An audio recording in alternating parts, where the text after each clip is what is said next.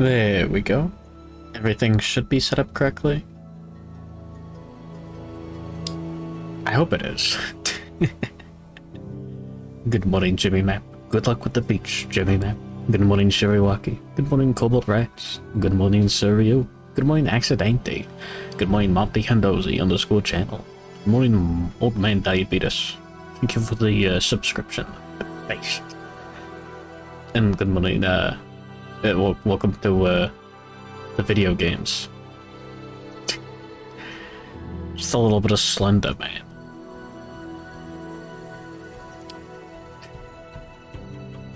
Selling your diabetes for Twitch subscription money. I think the real answer for capture card is just get whatever's cheapest. And it works. What I did.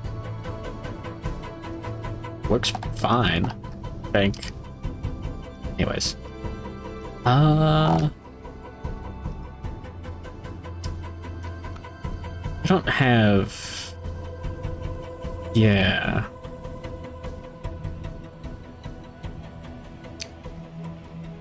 We don't have any dark water research, and I don't think we have...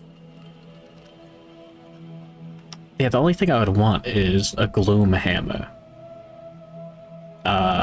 Oops. Work all the same? Capture cards? Yeah. Yeah, you know what? Yeah, I've heard too much about capture cards inexplicably breaking. That sucks ass. Yeah, okay, what would I even want? Gloom bracelets are a little interesting. Oh yeah, Welcome to Lantern Year. I got the dice. Goddamn. Lantern Year 28. We have a nemesis encounter against the Slenderman today. So, there's no choice in what to hunt. We just gotta not die. As difficult as that may be. And all things considered... Yeah. Defeat. The survivors left, never to return. No one remembers. We could just lose. Yeah.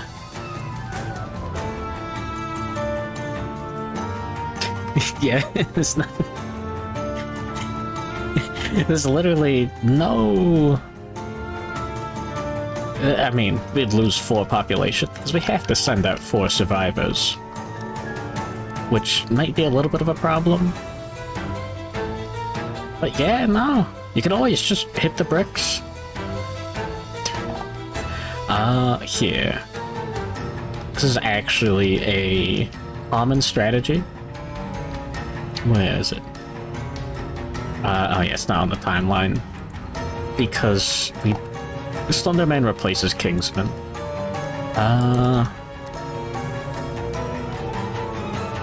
Element event. Oh, there's no option for table of contents? Yeah.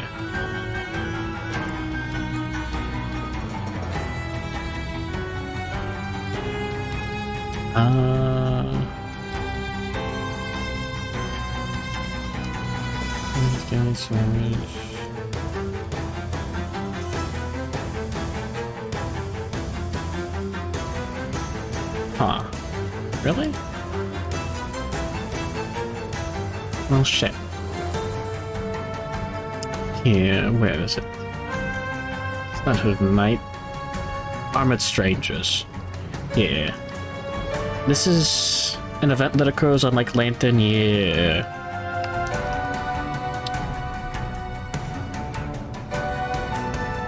Like... 7? 6? It's pretty early on. Earlier than you'd normally fight the Kingsman level 1. Let's see. If there are 8 or more survivors, yeah, you can roll 1 to 4 on a d10 and suffer -5 population. So what you do is you just fight them, and honestly, you just say fuck it and lose. And instead lose 4 survivors. Nothing has ever stopped anyone from doing that. I don't know why that table's different. There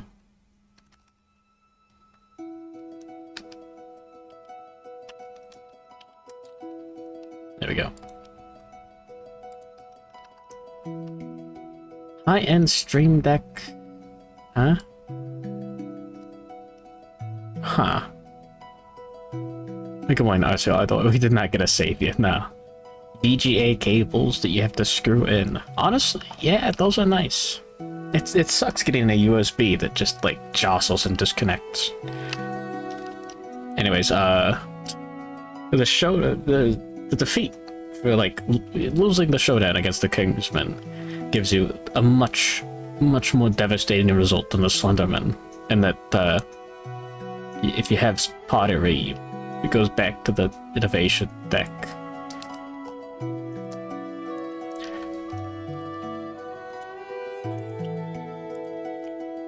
We could just lose this. Nothing bad happens. You don't really get anything good for winning. We could get iron. Honestly, you know what? Iron might be nice. And someone gets +2 evasion. Cannot be encouraged. I mean, you could... Yuzuki.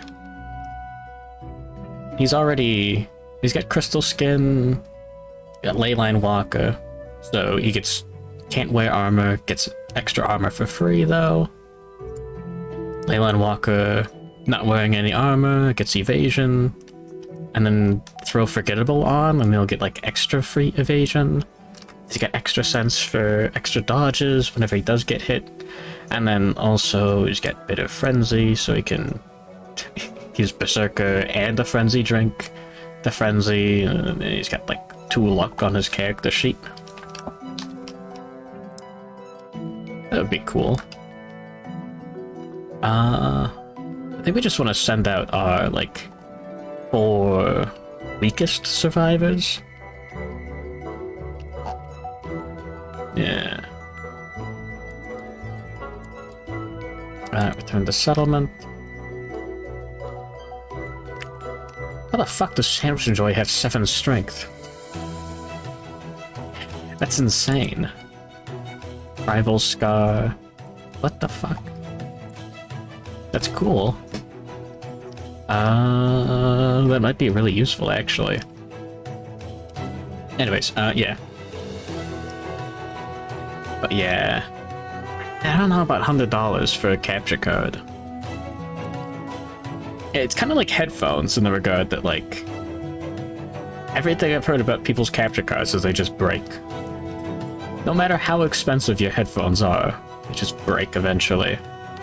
So just get one that's cheap and, you know, good. Like, yeah, get the $20 headphones. They work as well as, like... Yeah, not as well, but they work pretty well.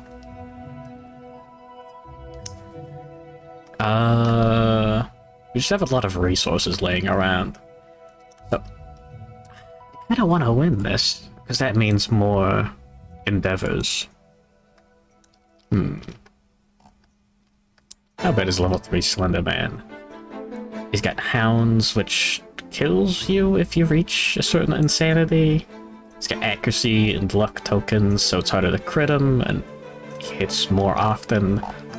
Evasion tanking will be a little less useful. Beacon shields are gonna be great. Got a deal of iron. Got lichen. We can make oxidized beacon shields. If we get the cocoon membranes here.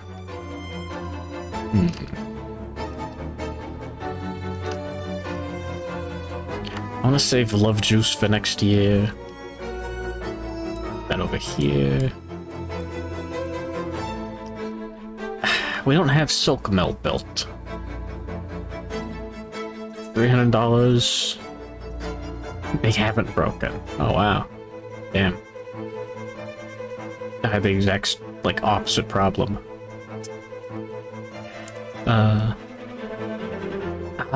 It would be kind of cool to make, like, a ring from the Slender, sorry, Spedicules.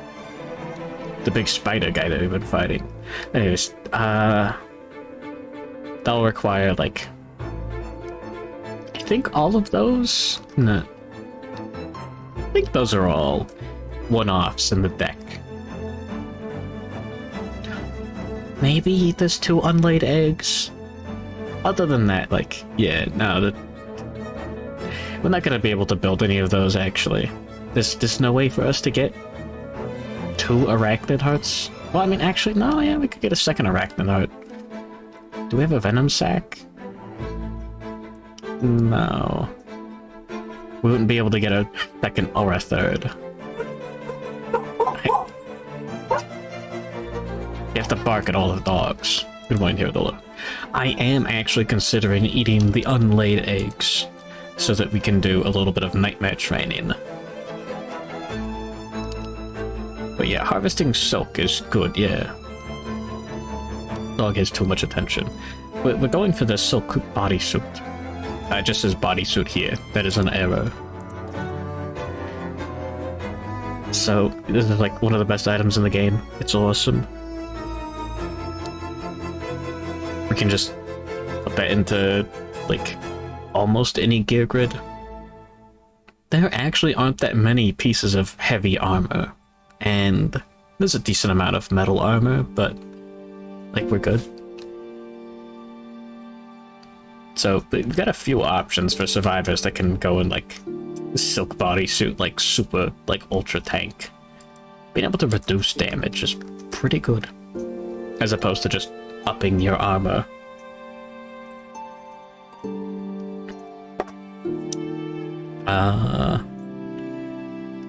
But yeah, no, we didn't get any spinnerets for 2 fights in a row. We just have to hope that the next Spidicules fight gives us a spinneret. Otherwise... whoops. Too bad. Yeah.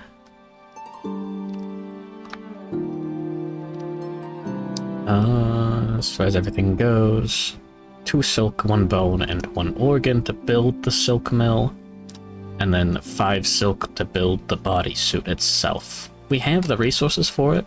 We can just wait. I mean, may as well make sure we have the silk mill actually built. Is that a bone and an organ? Sure. I may as well use basic ass monster bone. And we could give someone 1 hunt experience. That might matter. I don't plan on building the silk armor set. It could be fun though. Let's see. That's probably too much silk. Too many other resources. Yeah, a bit too late. I do want to build this though. Cool. It has been done. Wow. Boggers. Saving that for later. Oh, you want to save these as well. Thank you, Tabletop Sim. Incredible.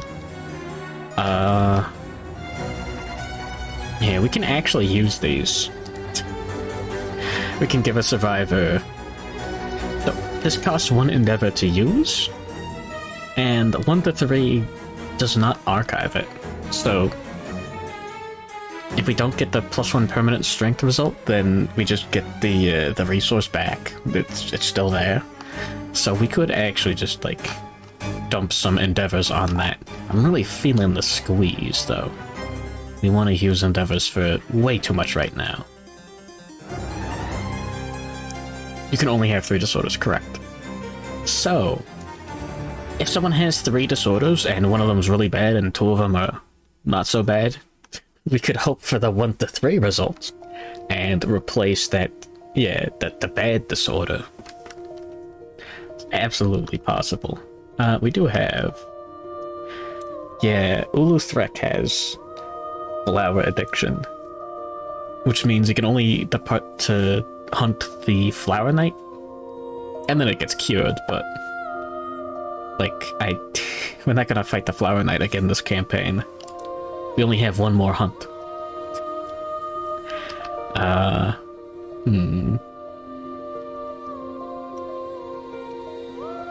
So yeah, I mean, we got someone with 5 strength, we got someone with 7 strength. Probably be, like, using that on Sandwich Enjoyer, see how high we can push them. We have to beat 27 toughness on the final boss. There's no, like... There's no gimmicks. There's no, like, retinues like we had with the Watcher. He just has 27 toughness. We just gotta live with that. Yeah, let me double check. And good morning, Doctagon. Good morning, Headless47. Hamburger, no cheese. Never did like the slice of cheese. I don't know if I've ever had a hamburger with, like, real, like, cheese. Now that I think about it. But yeah, no, just 27 toughness. He's got, is it 18 cards in his deck? Level 4. It's not that bad.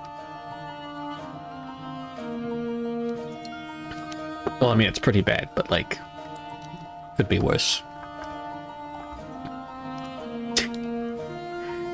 No cheese on my hamburger.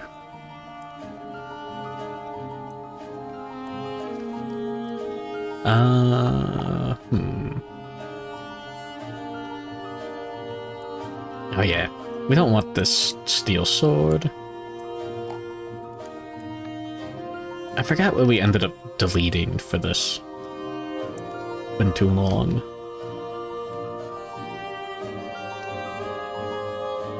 What was it? Was it monster grease? Ah, fuck. Was it a monster tooth necklace? No. Yeah, I've got no clue. Oh, I think it was a shield. Ah, that's a little annoying. Yeah, it must have been a leather shield.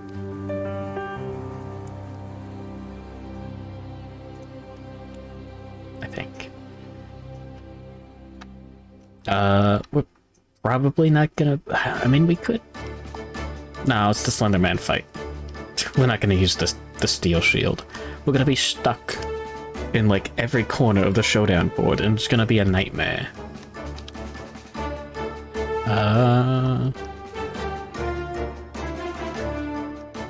Yeah, I was thinking that we'd have to use an endeavor to get web silk, but we're not really gonna need that. We already have enough silk to build the only thing that we want. Silk refining. Silk surgery is interesting. It's got a chance to remove all of our silk resources, though, on one of the silk surgery, like, results. I don't want that. I don't really need more new survivors. Sculpture. I mean, we could, like, near the end of the campaign, make a sculpture. Create an inspirational statue, skip the next hunt, lose a fighting art, record this on this, yeah. You make a statue of a fighting art, and then people can spend an endeavor to have a 50% chance to get said fighting art. What do we have the choice of? Extra Sense, I think, is pretty fun. You get to dodge an additional time each round. That sounds like you're taking only a little bit less damage if, like, a monster has, like, 3 speed. Like, oh wow, he's attacking 3 times. But you've got, like, block 2. Even then, like... That totals out to, like... a significant amount of less damage. After everything's... Yeah, whatever. Ultra Instinct. We got 0 presence. No. Wrong button. I almost killed Old Man Diabetes. +1 strength when attacking a monster from its blind spot, and whenever you're attacking a monster, you're always considered to be in its blind spot. So it's just +1 strength, and then some other additional... Oh, +1 strength and accuracy, if you think about it. Because you always get +1 accuracy when attacking from the blind spot, and there are a few things that give you bonus points when attacking from the blind spot, and there's like some monster reactions on certain creatures that are just like, I don't know, 2 damage to all survivors in the blind spot. Like, it adds up. Leader, Orator of Death, boring. Berserker, not too interesting. Mighty Strike, extra strength on perfect hits. Burning Ambition, may always depart. Timeless Eye is a very interesting one. It just increases the range of your perfect hits. So rather than getting a perfect hit on your on a 10 to attack, got something, yeah, like Scrap Sword over here. Perfect hit gain +4 strength. Scleaver, perfect hit, devastating 1 until the end of the attack. Like, yeah, no, yeah. Good on some stuff. Not enough for us to care that much. Not right now. Monster Claw style. That's funny. Strategist, no. That about sums it up. I would love to do nightmare training and get someone to some sort of a proficiency.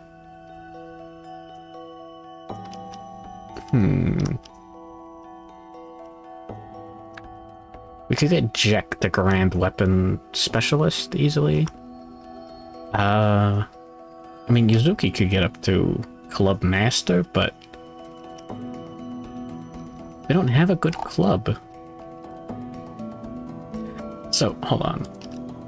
Let's think about this. Oh yeah, no, he's got a fucking intestinal prolapse, so he can't wear a full armor set, which is a huge issue for clubs. Because you want to wear blacksmith armor, the lantern armor set, which gives all of your clubs sharp. That fucking sucks. Never mind. Damn it. So being unable to wear, like, the full armor set, yeah. Where is it? No, it's the set bonus.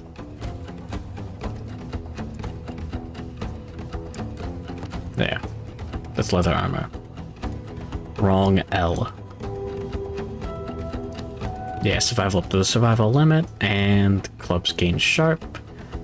I think the highest strength club we have is like a 5, though, so, like, that wouldn't really help us hit, like, 27.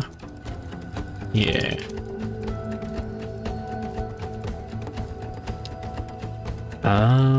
Jack already has Timeless Eye, 5 strength. That's pretty good. So, Cyclone Scale Sleeves. We're getting sharp very often. Scleaver, perfect hit, devastating 1, that's nice, but 10 strength and the sharp is really good. Sharp added extra d10 to your attack rolls, so you wound attempts. So we'd end up with like 11 on average. Hold on, yeah, let's check the numbers. What do we need to roll? A 12 with the Scleaver, with Jack as is. Let me double check proficiencies. It'd be nice to get a Fist and Tooth Master, or Shield Master, but I don't think the numbers really work out for that. Not like this. Grand Weapon Proficiency, +1 accuracy, and if you crit, the monster's knocked down. That's not a bad idea. Mastery, perfect hit, cancel all reactions for that attack. It's really nice. That's really nice. We could have Jack do some nightmare training because the result we're looking for is the 10, sorry, the 8 to 9. Got it mixed up. +1 weapon proficiency. What if we get a 10? we get +1 permanent accuracy or strength. We could just pump up his strength, and he's got Timeless Eye, and he's really strong, and then like, yeah. Sundrunk. He doesn't have any way of getting +1 strength tokens, so that's fine. He's so cool. Whoa. The +1 accuracy isn't actually going to help us that much. Because the way that we're set up, Scleaver, already pretty accurate. Cycloid Scale Sleeves, +1 accuracy when you attack from the blind spot. In addition to the normal +1 accuracy, all things considered, the +1 accuracy from the Cycloid Scale Jacket adds up to mean that I think any more accuracy is useless. Like, yeah. No, he's hitting on 1 or higher, which is actually too high. You know? Like, a 1 is still an automatic failure, so any bonus points are, like, wasted. Now, Sandwich Enjoyer.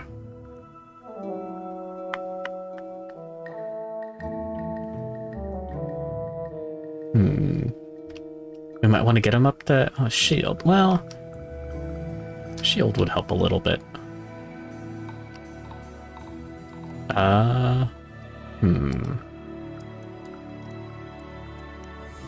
Shield proficiency.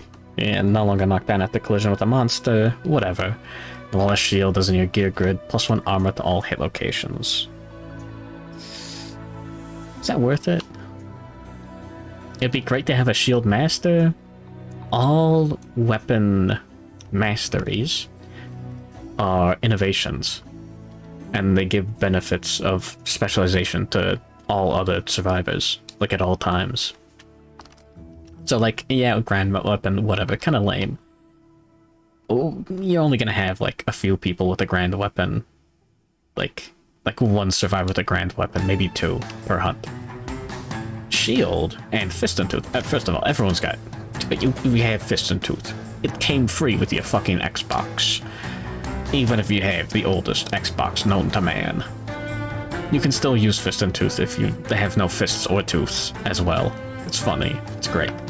But if stand, yeah, if knocked down, it just like getting encouraged, but cheaper because it's free. And that's my name it in 2D. Welcome to. I'm thinking through what I'm going to do with the resources. There's too much thinking involved. I'm sorry. But yeah, also if we get someone up to mastery, it's +2 accuracy and strength. It's very nice. Whoever gets it gets a very nice bonus. Corpse was on her way to getting master. Bit of a shame. Shield mastery, yeah, it's like alright.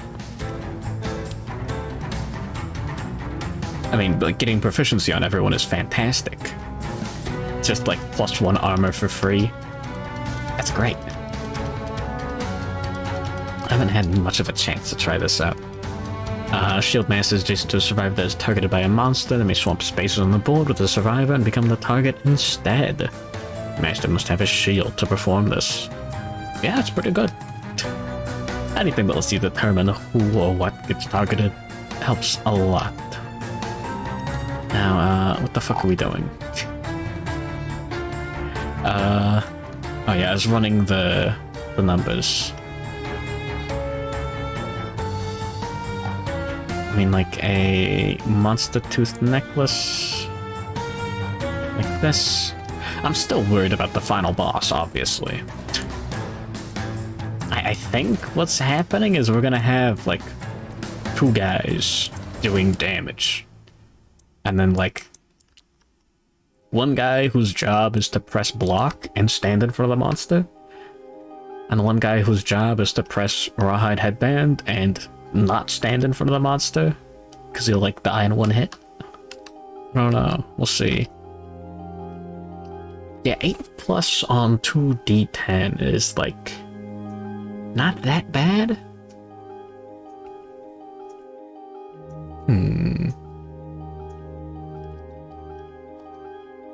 He's probably gonna be rocking the Dragon Slayer. Maybe Yuzuki is. What are Yuzuki's numbers like?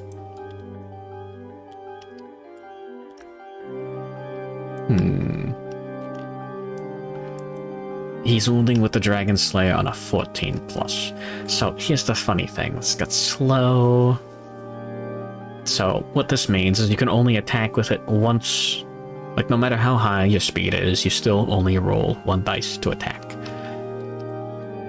Frenzy is a really funny, like, brain trauma that can happen to you, which gives you a speed and a strength token, and you get to ignore slow on melee weapons. But you also can't spend survival, which is horrible. Bit of frenzy, maximum courage ability. Cool. We can spend survival while frenzied. Thank you for the raid, corpse. But did you beat the monster? Dragon Quest monsters? You hunted the Dragon Quest monsters and now you're watching the Kingdom Death monsters. No? You gave up? You quit? Early?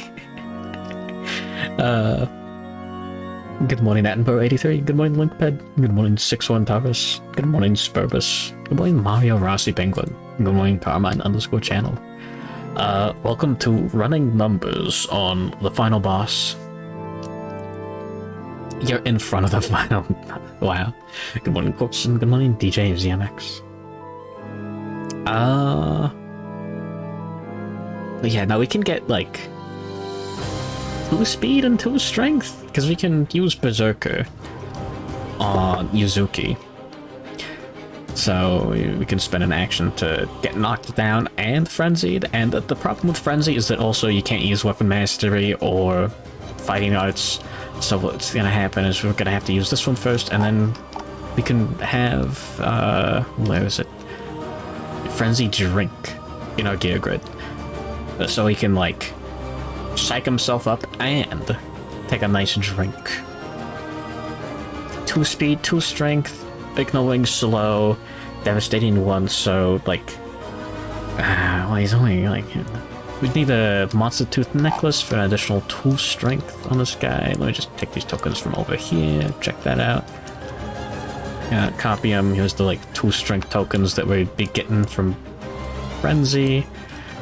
And he's wounding on 10 or higher. A 2d10, that's like, alright. Giant woman ordering 5 puppuccinos for her pet Hydra. Yeah, Mario requested a doodle of Corpse as that one Dragon Quest 11 lady. I don't know what that means. Anyways, yeah, I think Yuzuki might do pretty alright. We could get it done. We might... Oh yeah, we'll probably go with a Red Charm build as well. The Ice Witch. Whatever the scantily clad one was, I believe that should clear things up. Don't rat me out! Squeak, squeak. Crystal Linda, yeah, I think that was it.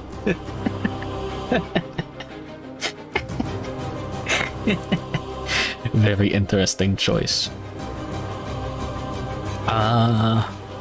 In case you're wondering, yeah, this is like the final boss. We're not fighting them for 2 more weeks, but I gotta figure out, like, what we're gonna do with our resources this year and next year. We got a Slenderman fight. He looks cool, don't worry. Yeah, it's awesome. No, but yeah, I hope the... How is this Dragon Quest monster going? Early on, you said you were comparing it to the late game of the previous game. And it sounded like you were a little disappointed.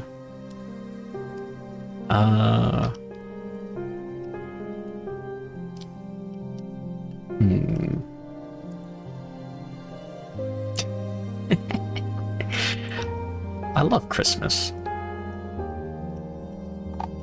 How are we gonna do this?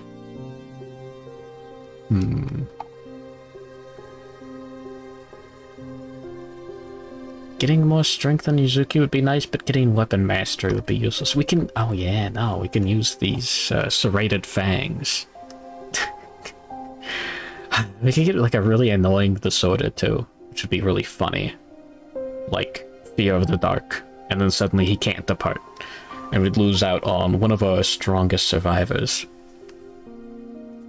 So we'd have to find a way to cure that. You know what? That's probably going to happen. It'd be really funny.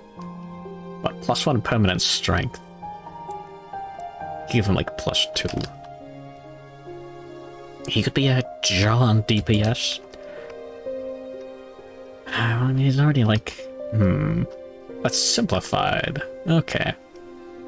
It is funny, like, every single time I've like, watched any of it, it's been, like, some, like, Dragon Quest monster. Like a goblin with, like, 3 heads, and he's got, like, I don't know, a cake in each hand.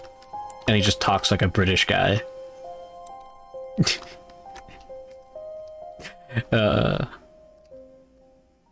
Like, the Dragon Quest slime is there. He's like, well, what's all this then? Not the... It's something. Zelda-esque dungeon design, really. Santa Claus is a KDM quarry. As the Santa Claus as a nemesis monster. Atlas is actually, like, really cool. Kingdom Death is interesting because there's a lot of stuff like that where it's like, oh, here's Santa Claus, here's Slenderman, and then like some of the coolest monsters. They're like actually really well done. Yeah, his name is Atlas because it's Santa backwards.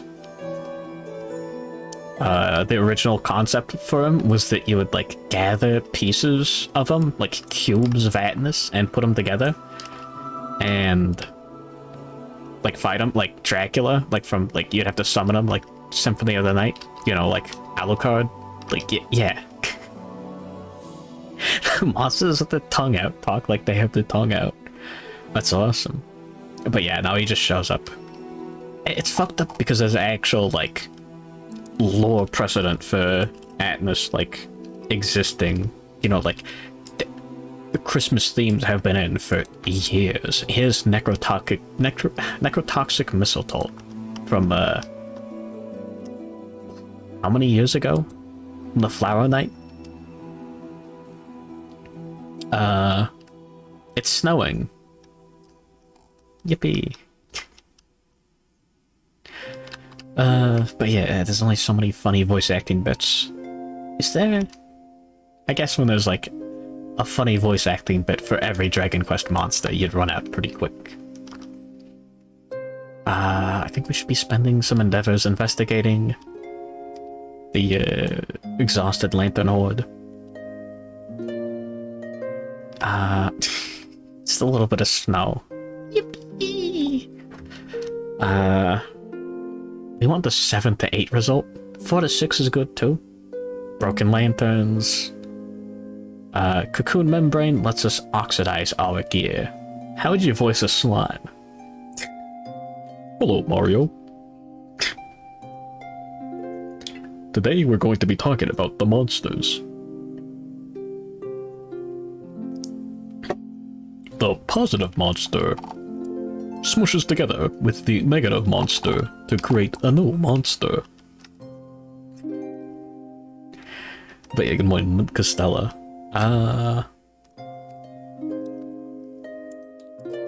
I'm thinking way too much right now. We're gonna send Old Man Diabetes into the mines. He actually has no stats because he just showed up one day instead of being raised properly. He's got a cool fighting art, but... well, we'll see. If he dies, he dies. We'll spend 1 endeavor. Like so. And we're going to investigate. 3. Shaken, you return to the surface sobbing. Gain 1 random disorder. I'm gonna take telepathically. Huh. That makes sense. Do Waddle Dees communicate telepathically? That would also make a lot of sense. Yeah, I should probably turn the music down just a little bit. Let's grab a disorder. Secretive. When you are a returning survivor, you quickly become preoccupied with your own affairs. You must skip the next hunt to deal with them. You love secrets so much, in fact, that you pretend to have many. They don't have mouths in a traditional sense. Oh, you're talking about the waddle? I thought you were talking about the slimes. It's like, huh. They just got, like, fake mouths. Weird. You're not gonna spend an endeavor right now, are you?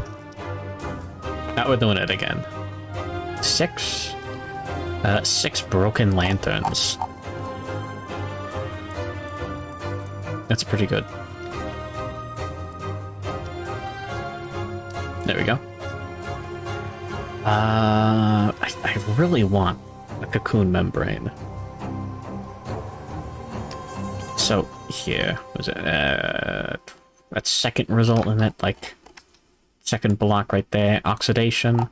We can spend 1 endeavor, and we double check the amounts. There we go.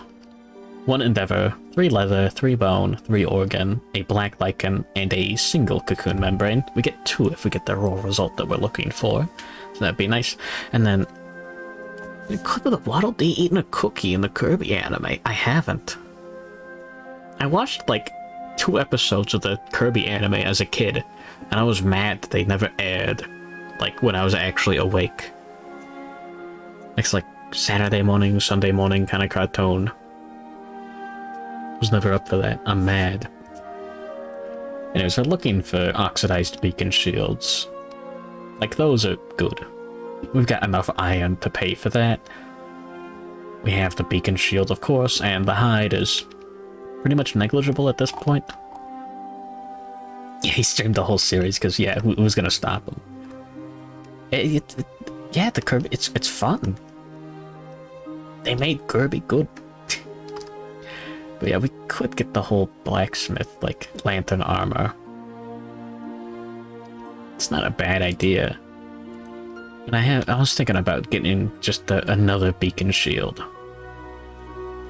But yeah, leather armor. Sorry, lantern armor. 3 to all hit locations with metal armor from the chest piece. The helm gives you earplugs, Monster Hunter reference. This does nothing other than fill out this affinity. Greaves, +2 movement to counteract the -2 movement on the Curious. Oh yeah, and Lantern Gauntlets give you +2 accuracy with clubs. But we don't have any clubs, so it basically evens out to 8 armor at all locations. He absorbs the cookie and crunches. Can he do that to people?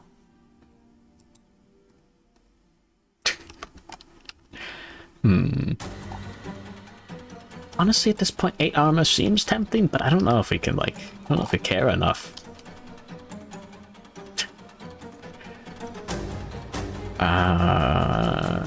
Another beacon shield might be game-winning, honestly. Like, at this point. Anything else that we would want?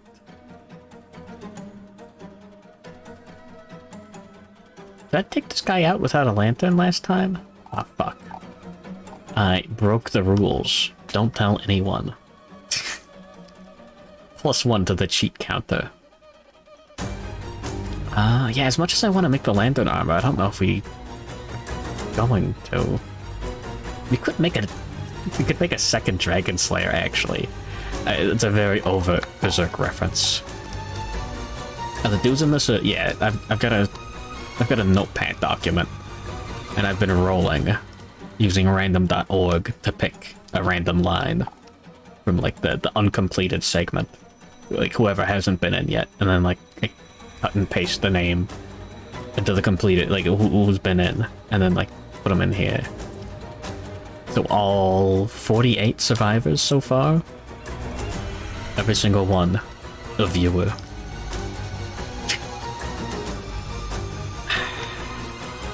Make it up. Dragon Slayer is just really good. It's awesome.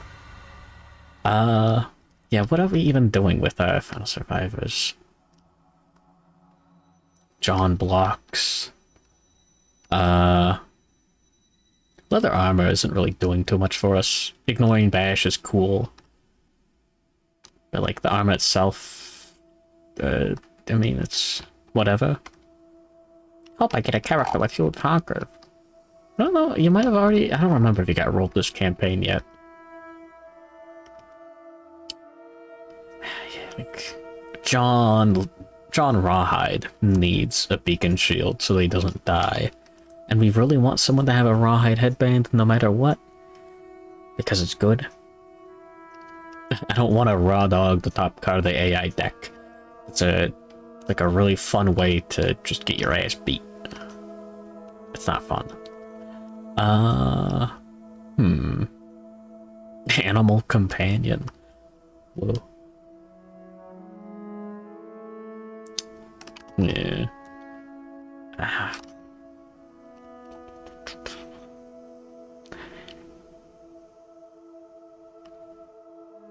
Oxidized beacon shield. That's over here. 2 armor to all hit locations. Deflect 2. So like overall it's pretty similar. We could go without it, honestly? Maybe? Fuck. Oops. It'd be really fun if we draw murder next year. I think we spend 2 endeavors to maybe pump Yuzuki's strength. So he can go anime on the monster. So one other benefit of getting an oxidized beacon shield is you can only have one. Oh, I mean, you only benefit from like the first copy of each gear card. You can have multiple weapons, but not anything else. And that's only because some weapons have paired, like this. And the only thing... Yeah, if you have a second one, it adds the speed to the first one. Which isn't really that good. But basically, you know, 2 beacon shields illegal. A beacon shield and an oxidized beacon shield. Really good. So we could get, like, spaces for armor. Deflect and block are both nice to have. Deflect is like block, but it sticks around until you use it, and...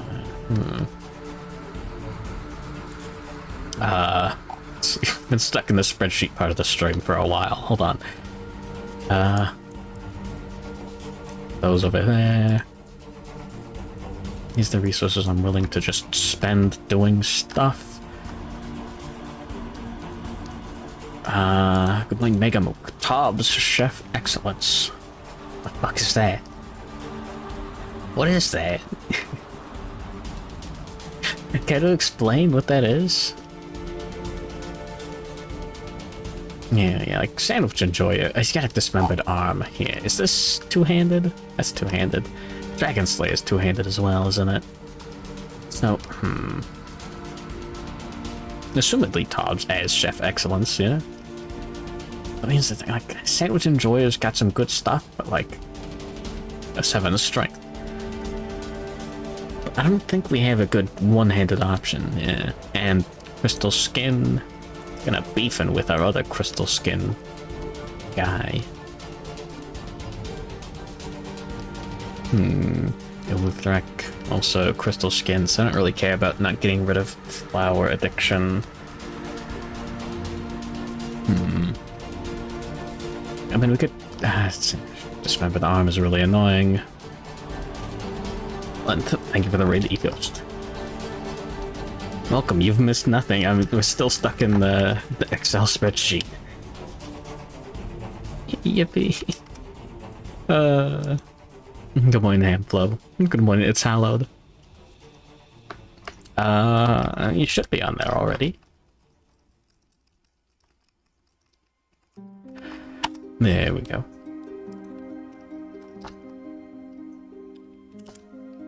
Yeah. Number 113. I love multi-stream 13. You get weapon proficiency from doing this. I think we'd like to win this fight. We'll... Fuck it, we'll take Jack out. Yeah, Sandwich and Joy is not going to actually be able to do anything. Oops. Gonna mark him with that. And Nakachino.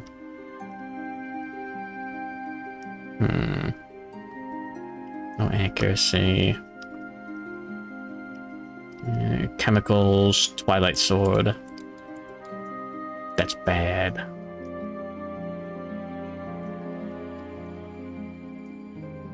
He got taken. He's no longer taken. Is that okay? Nothing bad, nothing too good. I'll open to Estrella de la Paz. We don't have any good clubs. Old man diabetes. No stat bonuses. Anyways, how was Prey? Good point, E-Ghost. Did you win?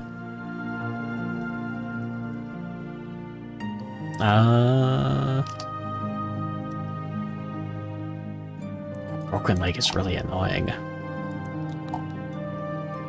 I assume Twitch lists the original Prey as like old Prey. It's like super fucking annoying for this fight. Oh god. Ah shit.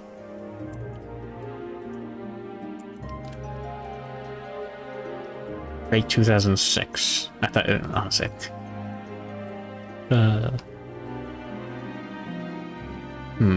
I might switch weapon proficiency, honest. Megachino. Megachino's like, yeah, nothing's wrong with them. 5 strength, that's cool. No accuracy bonus. As much as I like Timeless Eye and getting devastating on this a little bit more often, being able to hit with the Dragon Slayer consistently should be huge. You know what? It was completely fake. Yeah, but like, the idea of a game taking another game's name is a little annoying.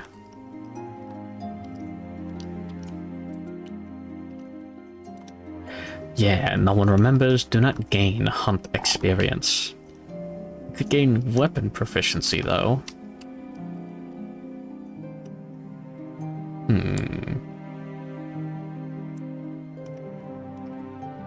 I doubt we're gonna get like a shield wound in.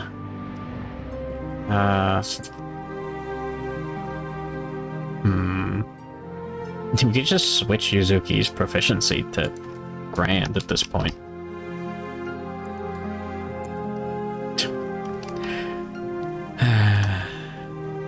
It's a little annoying. Look at my Crayola. Late raid mission. Lol.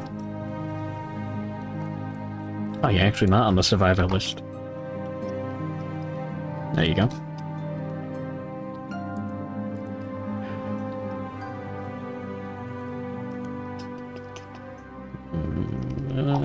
Do we take Old Man out and just wait for him to die? Probably not.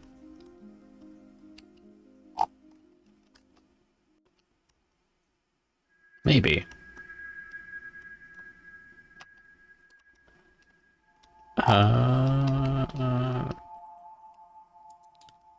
Yeah, sure. You can press the block button. It'll be awesome.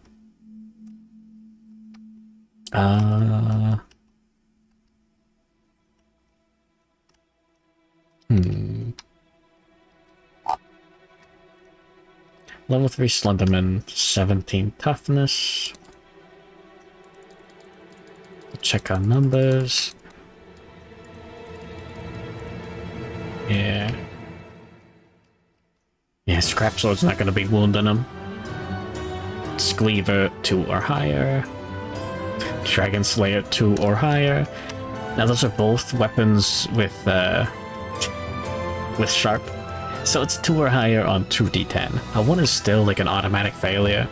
So yeah. But like, yeah. Overkill, as they say.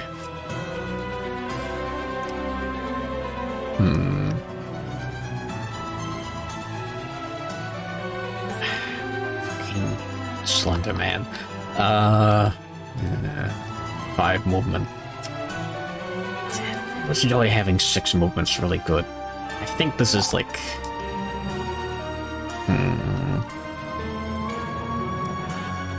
You get him up to like grand weapon specialization? Okay, yeah. No, I'd rather have someone else get random. Okay, hold on.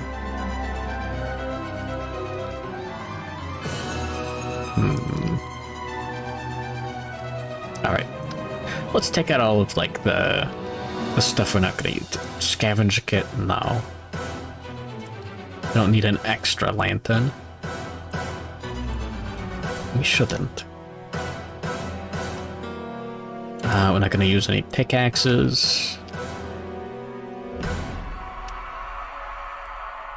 I think it was a pickaxe there.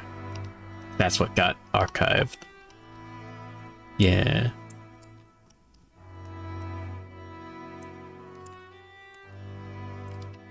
Good morning, Harry Monkey Man.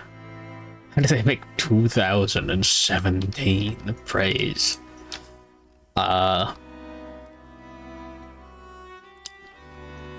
At the monastery?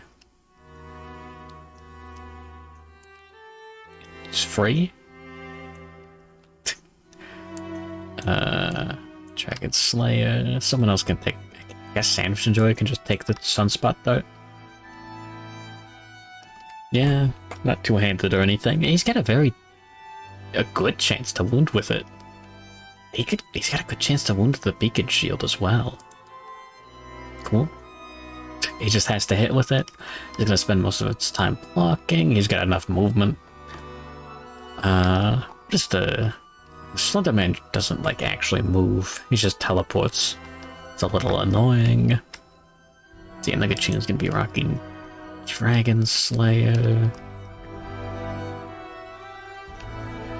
Yeah. Old Man Diabetes. Sandwich Enjoyer is going to be pressing Beacon Shield.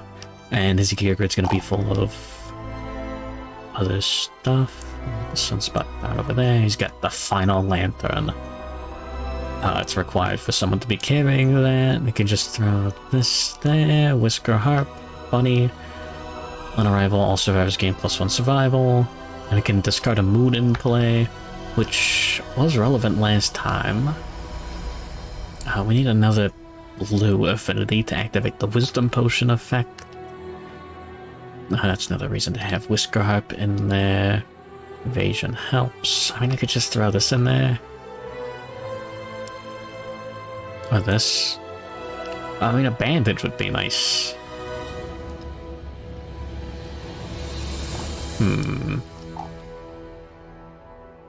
Lucky Charm isn't actually doing anything for us. Bandages would help us not die. Don't have any other source of right-facing blue affinities. Any, like, down-facing blue affinities? Yeah, right, helmet. He's got crystal skin, so he can't use that. He's pressing the block button every turn. Good mythical morning Vestox. By the way, I'm not gonna eat any food off of Vestox's plate because he has herpes. Thank you and good night. That's all I know about Good Mythical Morning.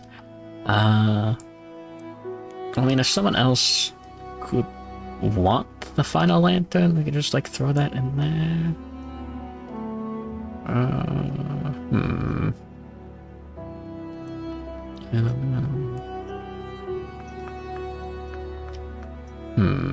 Sorry for the undesirable. What? I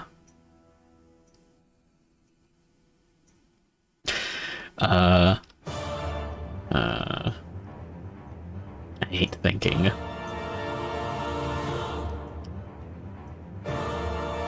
Pulse Lantern would be alright. We can knock down the monster. We just, like, throw that in his gear grid.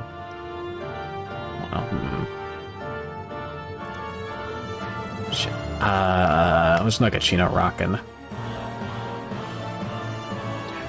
Ruling on 3 or higher, which is actually the minimum. Because we have to... okay, so how sharpness works is you just add an additional d10 to your wound attempts. It's not like... yeah, so... if this dice... is there like a button that kind of just like... if we all roll a 1 with his actual, like, wound attempt die, that's a failure. Even if we roll like a 10 here, which would add up to more than enough to wound the monster. So, like, we have to roll at least a 2, and then this can be like a 1 at least, so like 3 is a guaranteed wound as often as possible with a Dragon Slayer, any sharp weapon. That's cool. That's all. Beacon Shield, doesn't really matter. 0. Cleaver to our higher. Doesn't matter. Ultimate Diabetes is going to be pressing Rawhide Headband. And blocking. We don't need the Monster Tooth Necklace there. Yeah, we could put that there. That's fine. Now, we're not too disappointed if Sandwich Enjoyer dies. Do we want someone other than it's kind of...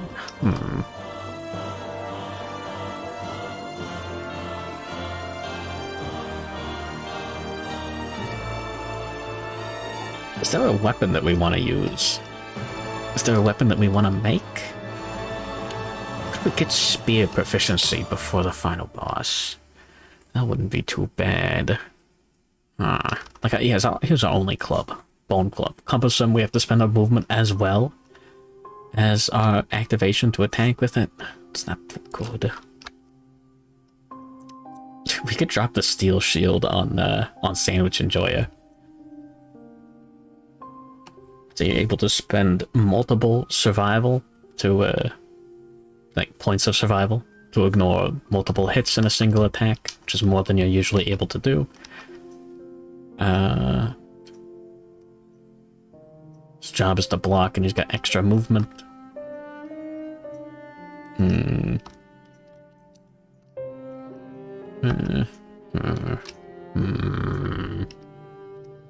I hate thinking. This is awful. We've got Rib Blade, which is alright. We could actually just, yeah, make a new weapon. A Lantern Glaive. This is like the classic. This is like... this is John Kingdom Death's, like, go-to weapon. Lantern Glaive into, eventually, an oxidized Lantern Glaive. So it's only got 4 strength, but it's got sharp built into it, reach 2. It actually is a spear and an axe, which is good. What did you mean by this? Anyways, oxidized Lantern Glaive has 6 strength, and... yeah, and sharp, and barbed 4. Where cat? So let's say we did build the oxidized Lantern Glaive. What would the numbers look like? Who'd be rocking it?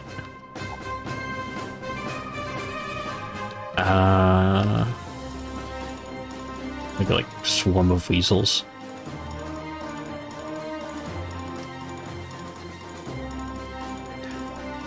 Maybe Xenocat? What's this,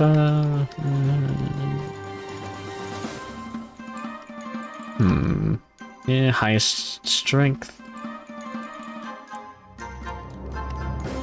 Maybe Bond Bells? The Thog line has instantly, like, disregarded clubs.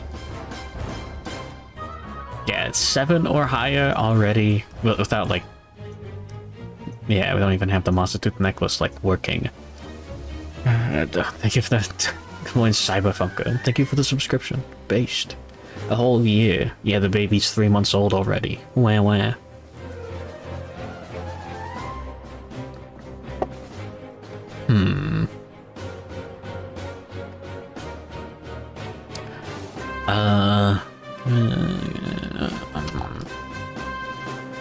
What do you have to do for that, like, 27 toughness? Scrap sword isn't taking up any space in this scenario. It's a little awkward. Maybe like Dragon Slayer and the Rawhide set at this point, honestly, and then like John's Spear be on like off tank in it. Who's this funny bad guy? Oh, there's another guy with the. No. It's over. It's over.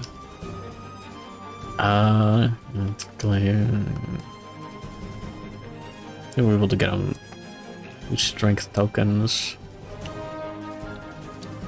16 or higher is not fashionable.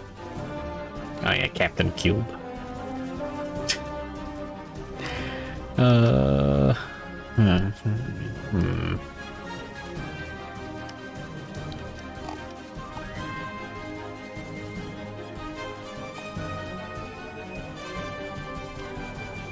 I think a third slot is gonna be a red charm, like armor set, at like gear grid.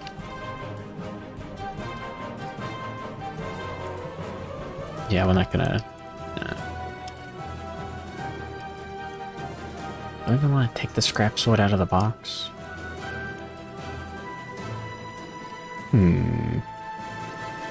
Happy Bower commission. I hate thinking. I'm doing a lot of that. I think we want to build a beacon shield. Yeah, 2 scrap, 3 leather, 3 bone. Spend one. You have to spend 1 endeavor to turn hide into leather. Small appendages, exoskeleton, chitin, small appendages. We're not using any of this actually, so we can get. Well, I mean, what's the?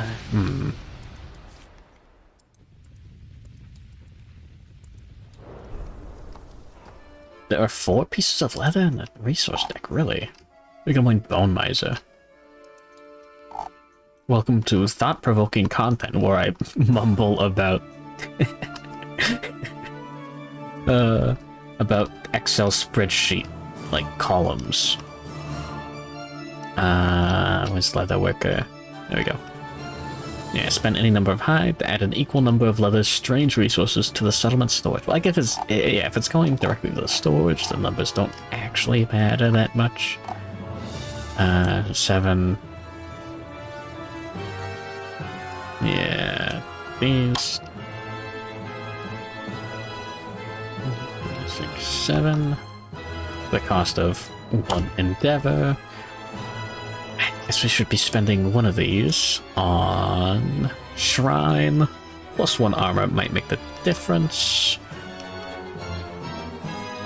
Hanabi profile pic, excellent viewer. Hey, wait, hold on. Wait, hold on, what do you mean viewer?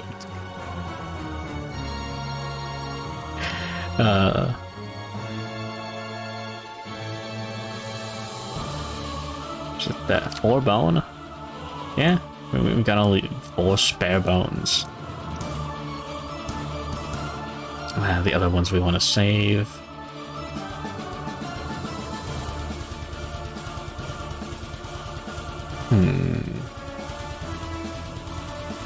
Four bone. 3 leather. 2 iron.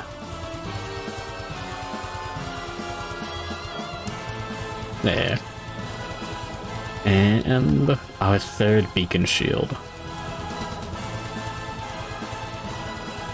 Just the best piece of the gear in the game. Oh no, I dragged that 2nd Monster Tooth necklace into that gear grid. White Len.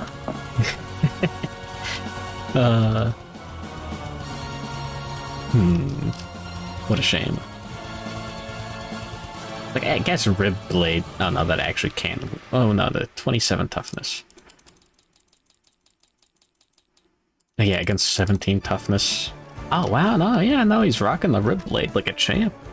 Damn. Hog Chimp. What? So true?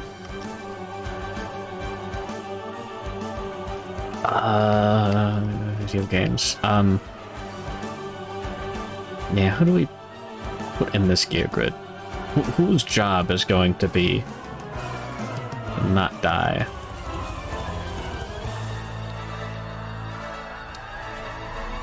While also... I guess, yeah, we could just throw out Old Man Diabetes.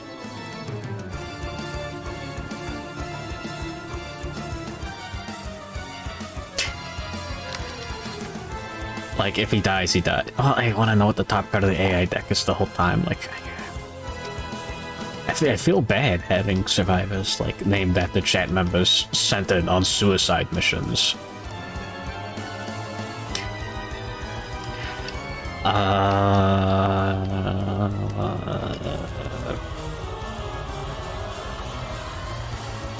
Maybe try to get shield proficiency on Swarm of Weasels? Megachino's already in there.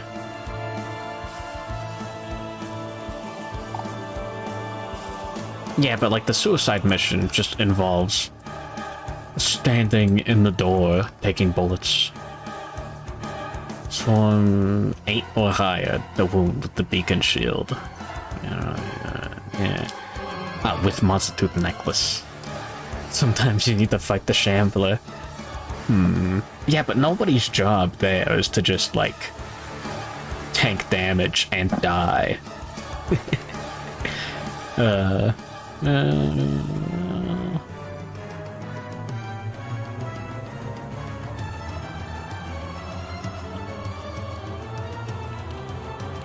the numbers weren't counting correctly. I mean, maybe. I don't know about Scrap Lantern in this case. Yeah, Megachino can take that for extra accuracy. Surviving Lantern. There we go, because it's cool. Scrap Sword's a little iffy these days. Don't need to look at proficiencies, no one's got it. A Pulse Lantern would actually be nice. Just a chance to knock the Slenderman down for one turn. Now, would anyone actually like to have that?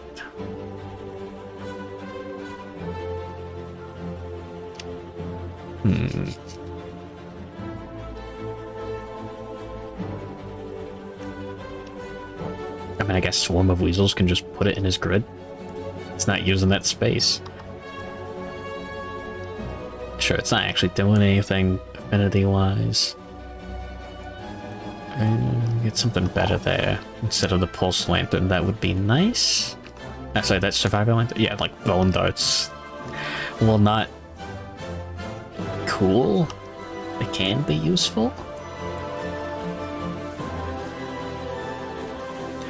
Sure. Wounding on 9 or higher. It's not that bad, honestly. Yeah, set the shield, set the Grand. Might want to set Nugachino to Grand?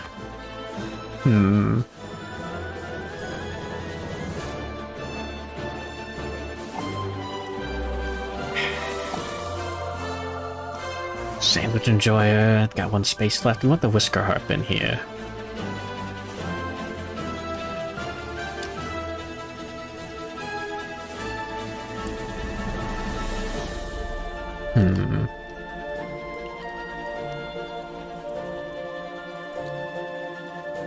Oh yeah, he doesn't have these strength tokens.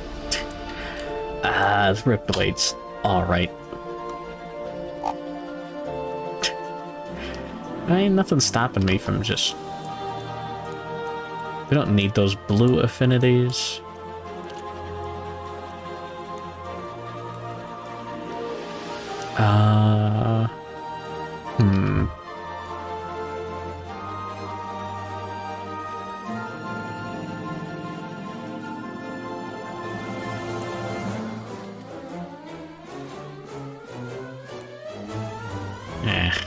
This doesn't really change anything, though, man. I was thinking about throwing in, like, a monster tooth necklace for extra strength, but we shouldn't have to attack with Sandwich Enjoyer very often. Again, his job is to sit there with a beacon shield. And not die.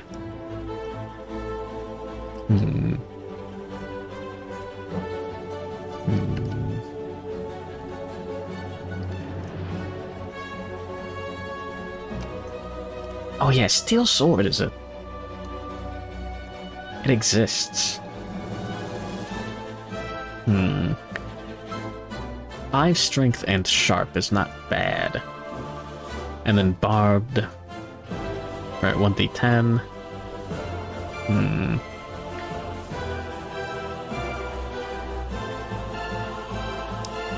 Well, for our purposes, it's not good enough. It doesn't have finesse. Oh god, I forgot about finesse. We can build a polishing lantern. Shit, I gotta think. So you get to ignore early iron, like on Lantern Glaive and every other weapon on the Perfect Slayer, sorry. Dragon Slayer has early iron as well, which doesn't really matter. Does the game tell you if you do it wrong? No. But at that point, you may as well say, like... Oh, yeah.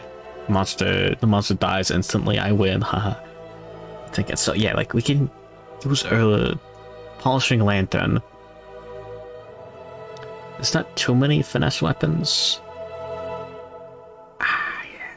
Polish the edge of you or adjacent survivor's finesse weapon for +4 strength for its next attack. So like 10 strength on an oxidized Lantern Glaive is worth it. It's super worth it. Shit.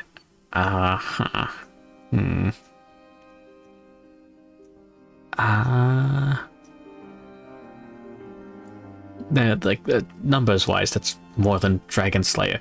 Dragon Slayer is not finesse, so we can't use that to like bump up its strength. And neither is the Scleaver. That would be pretty good.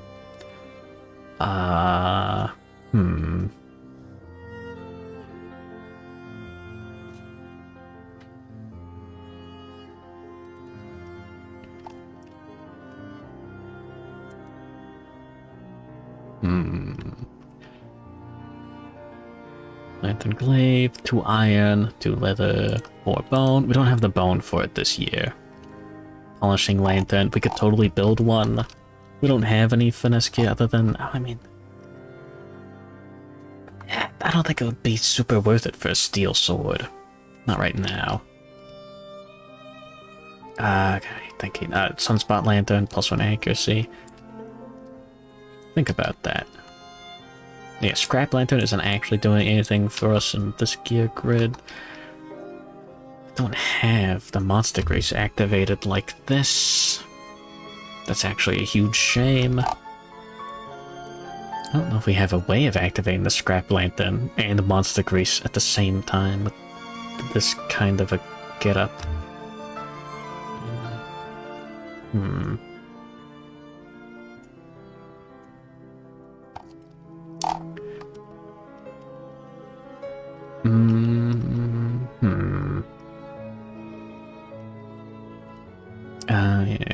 Get the affinity requirements for everything here. Bone darts are just sitting there. If there's better support items, we could plop them in there. I mean, yeah, Jack's rocking the Wisdom Potion and bandages. Definitive support items.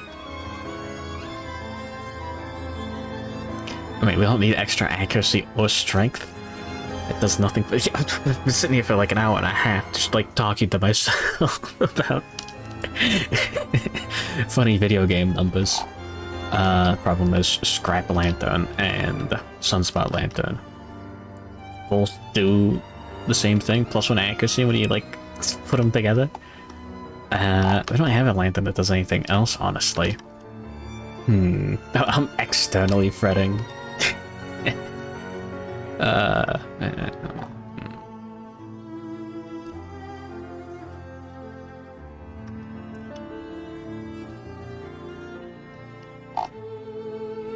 I mean, there's down. It's left, right, green on the. It's honestly worse. Let's get the blue. No. Like a leather shield would complete that. Then, you know, there we go. We give him the final lantern. And now we want just any lantern here will do.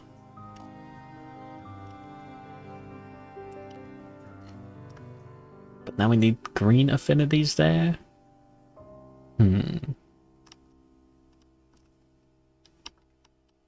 Like, yeah, it's the regular survivor lantern will do just fine. Yoink. And I kind of wanted the pulse lantern there, didn't I? Hey, wait a minute.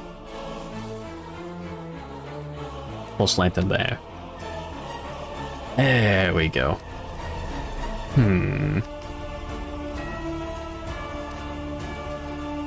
Everyone has a lantern. Okay.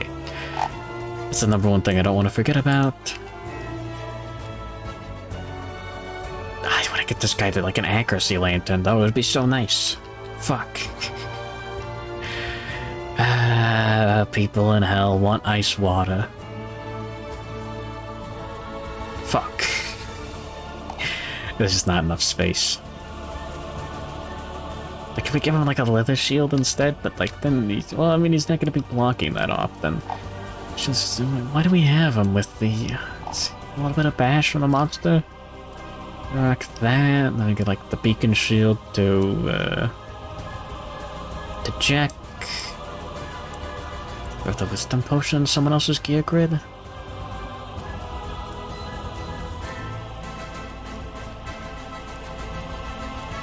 We don't need the bandages there, really? We're not really getting the benefit.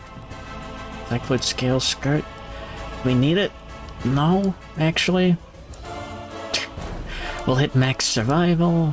We can just do it like that, and we're fine. It looks bad. It's ugly. It doesn't have a lantern.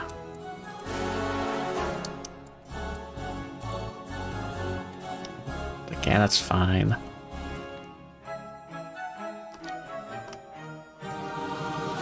Yeah, John bandages. Someone has to be wearing the final lantern in order for us to actually, like, play the video game. Shit. Has the vital keyword. We went Zora.exe. Am I winning? I'm going insane. Why did I give him the Sunspot lantern? Sorry, like a different lantern. There we go. Nice. Good luck with the look, RCLR door. I think I'm done losing my mind.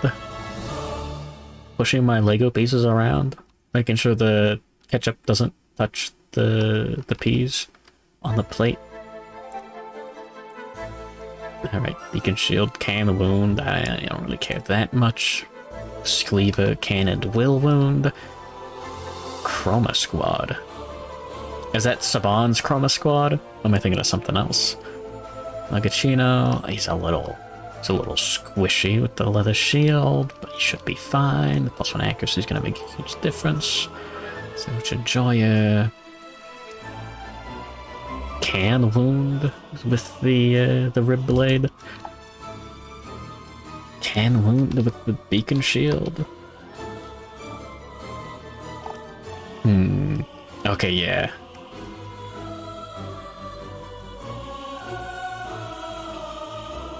Alright, cool.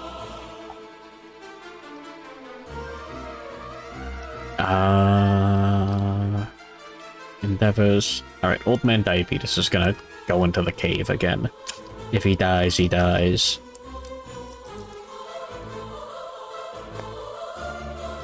He gets another disorder. Shit. A swarm of weasels was there. Spawn. Oh. It's really annoying, so you should be able to just like spawn the box and like drag and drop a card into it. And then it'll like but if you like delete a box without like pressing the send to settlement button in this fork of the tabletop sim mod, it'll just like fuck up completely. Tiny arachnophobia, that's not an issue. Die, Oomphy.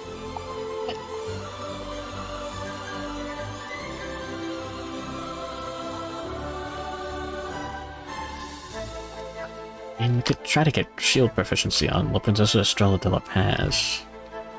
I was thinking about bringing Yuzuki out, honestly.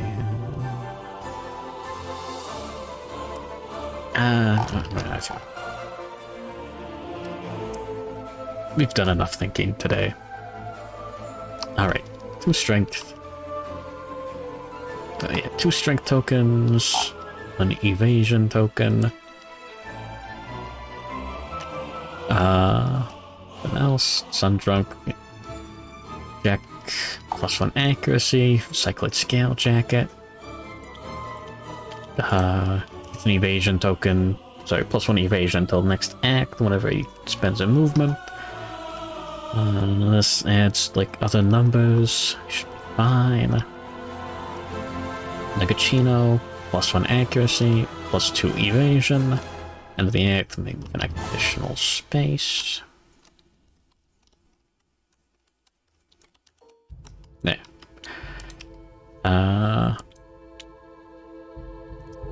It's not a lot of accuracy for a Dragon Slayer. We'll be fine. Nothing's gonna be. We'll be fine. The Sandwich Enjoyer does not have that much evasion. Let's get +2 evasion from the Monster Grease. Whisker Harp, cool. Flower Knight Badge is going to give him an evasion token on arrival. Let's put that there now. I did nothing. Grease. Yeah, okay. He's got Crystal Skin. There's 2 sphere energy rolls when you depart. 3 armed to all hit locations. Cannot wear armor. Ignore Cursed. Crystal Skin is funny because like this is when you defeat the Kingsman, whoever dealt the killing blow. I guess it's really fun.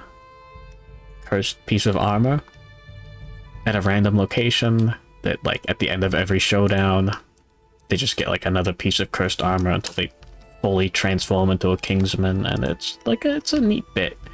But it sucks and it's really annoying, and Crystal Skin lets you ignore it by you just take off your like bug exoskeleton, I guess. That's funny. That's all. Yeah, I think we reached the point where we have to fuck it, we ball. We have one more endeavor.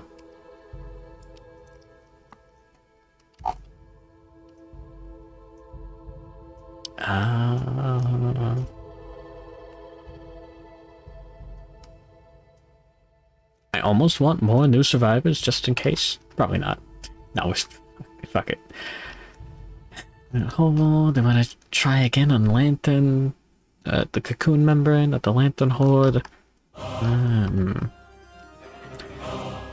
Razor push-ups. The Nightmare training. It's all a fucking nightmare. We're gonna send Old Man Diabetes into the tube again. Remember the autism roller, see if there's a legendary lungs, which he doesn't have. We'll save him. Oh no, he dies, okay. Rest in peace. We get a random basic resource. Because we chose cannibalism. Skin him. Yeah, poisoned. Unless you have legendary lungs, you die. Wait, hold on. Doesn't he have a reroll? Yeah, no, he hasn't spent his lifetime reroll yet. And good morning, Clothbug. Never mind, he's not dead yet. Four broken lanterns. We don't get that hide. 1, 2, 3, 4.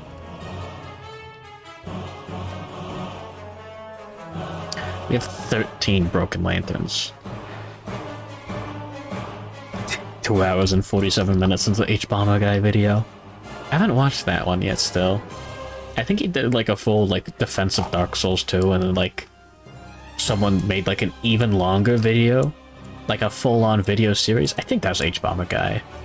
He's like, Dark Souls 2 isn't that bad! And then like someone went through every single point and like just ripped them a new one. It was fucked up.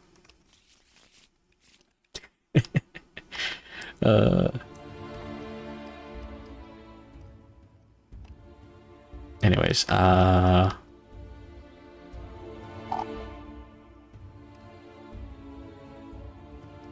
think this is the point where we fuck it and ball. So, for survival, for insanity on each survivor. Survival limits 13. Boots, yeah, all the way.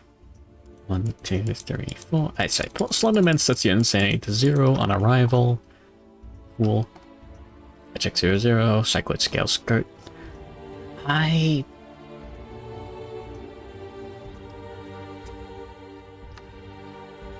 am curious about the answer, like if it's different than what I think, but in my opinion, my interpretation of the prismatic ability, all complete and incomplete affinity halves count as all colors.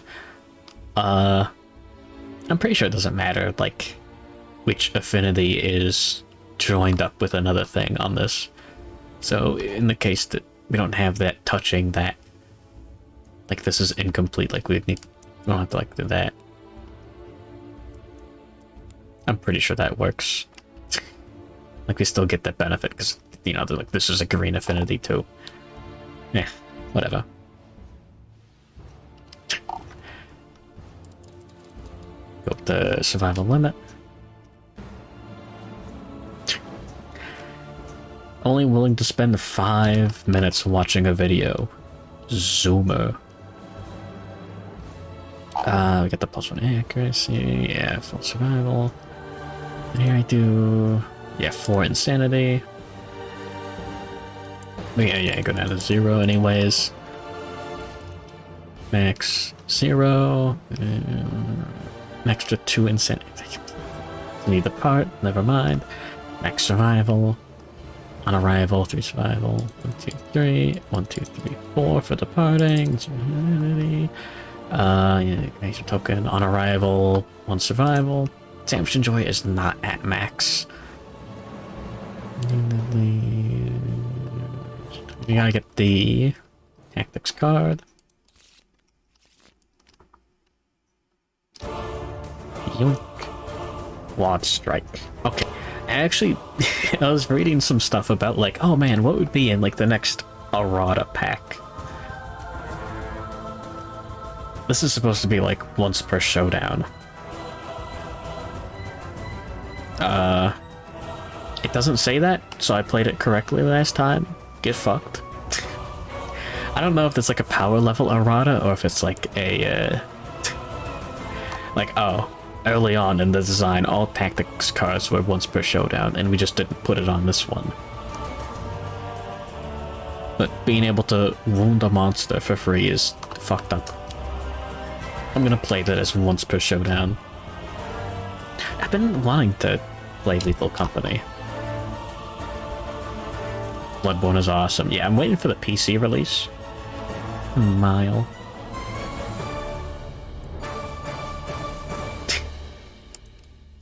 Why are they doing a 3D? A PC release of that, like, honestly. Like, it's just insane. Quasimorph.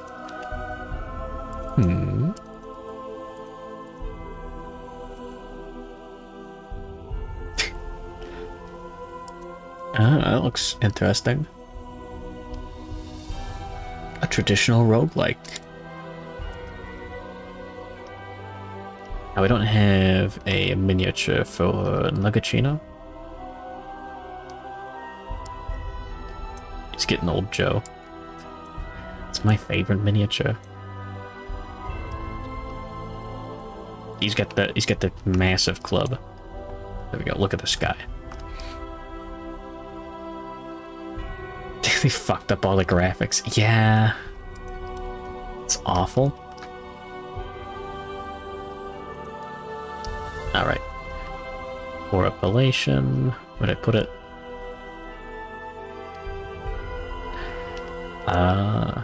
Death die. So instead of like monster controller tile, whenever a player targets their own survivor, +1 insanity, whatever, pass around the whole appellation, like the death die. You get this after, sorry, the survivor with the, there we go. The final lantern starts with it. Oh, also, yeah, check this out. When you're insane, you flip this to this side, and when you're not insane, you flip it to this side. It does literally nothing. Print your mercs, watch them die. Wait, what? That sounds interesting. Anyways, yeah, after all these literal, like, nearly 2 hours of spreadsheeting, one day, a lonely man came home and found his long, lonely hours no longer troubled him. In fact, he could not remember them at all. Each day, he left home with a chilling ache in his bones and no memory of the day before. One day, he came home to find that he was not alone after all. Then, he was gone. Yippee! Bio, print, and cap.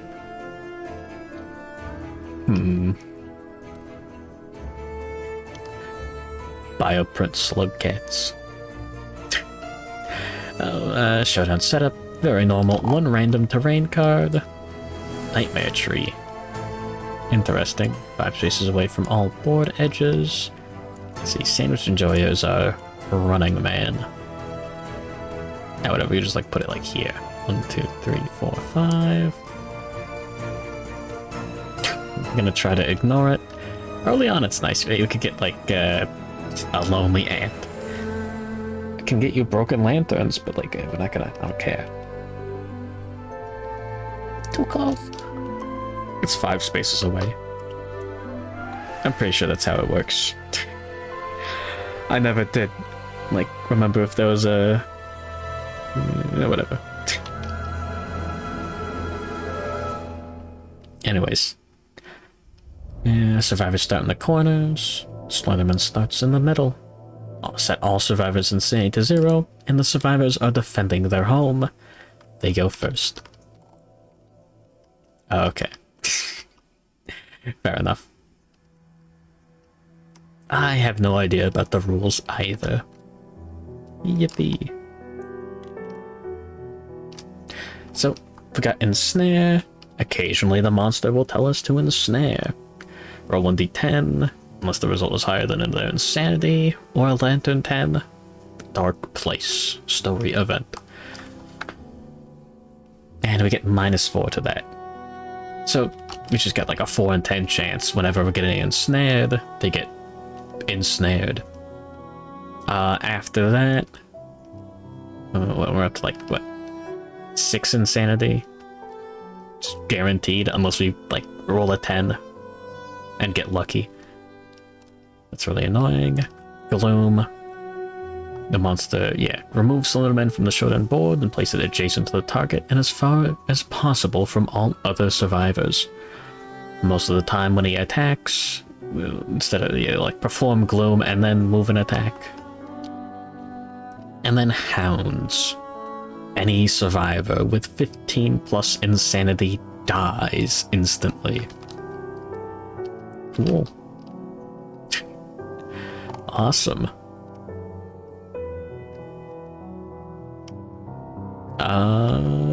There you have it. Also, all survivors have madness inversion. When you get ensnared, dark place, yeah, that puts you in, there you go. Yeah, imprisoned, Gain the pod imprisonment survivor status card. Yoink. Move your survivor from the showdown board, put him on the card, and then start the survivor's turn, struggle. We can yank him out with Madness Inversion, and we get a random brain trauma as a treat. The problem is, brain traumas, most of them will give you an amount of insanity. If we get 15 insanity, we just fucking die. And the higher our insanity is, the more likely we are to get ensnared ourselves. And there you go, that's the Slenderman fight in the show, in a nutshell. But yeah, normally getting your insanity as high as possible is really good, because it acts as armor for brain damage. But not here. It's a very fun showdown. Alright, let's begin. We will open with Swarm of Weasels' turn. Oh, do you want? Oh yeah, you guys want to bet? Good morning, Caleb Horus VT. Holy shit, Oscar did not shit his pants. Let's go. There we go. There, you get 10 minutes to... TPK or no? Probably should have let you bet during the, Nah, whatever. That may have added more time to the Excel spreadsheet part of the stream.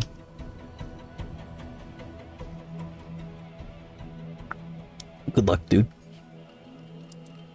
But yeah, make sure to socialize your dog so he doesn't become racist. It happens.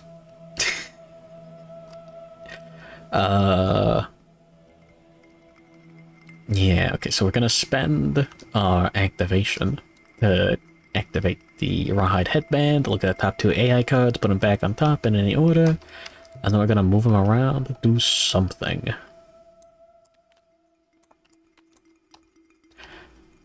Deep paralysis.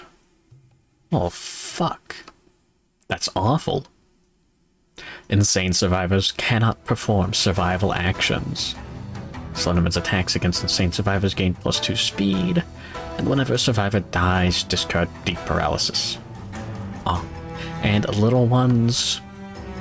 All survivors perform amnesia, place the monster in the center of the showdown board. No matter where the survivor's turn, the Slenderman appears to be standing right in front of them. Each survivor suffers damage equal to their insanity to a random hit location. If a survivor suffers damage to the hit location, they are knocked down.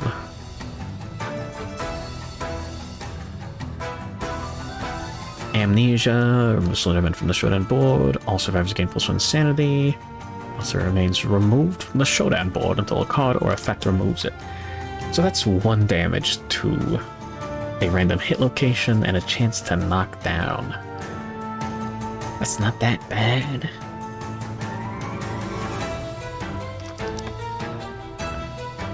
Can we get up next to him? That's the question.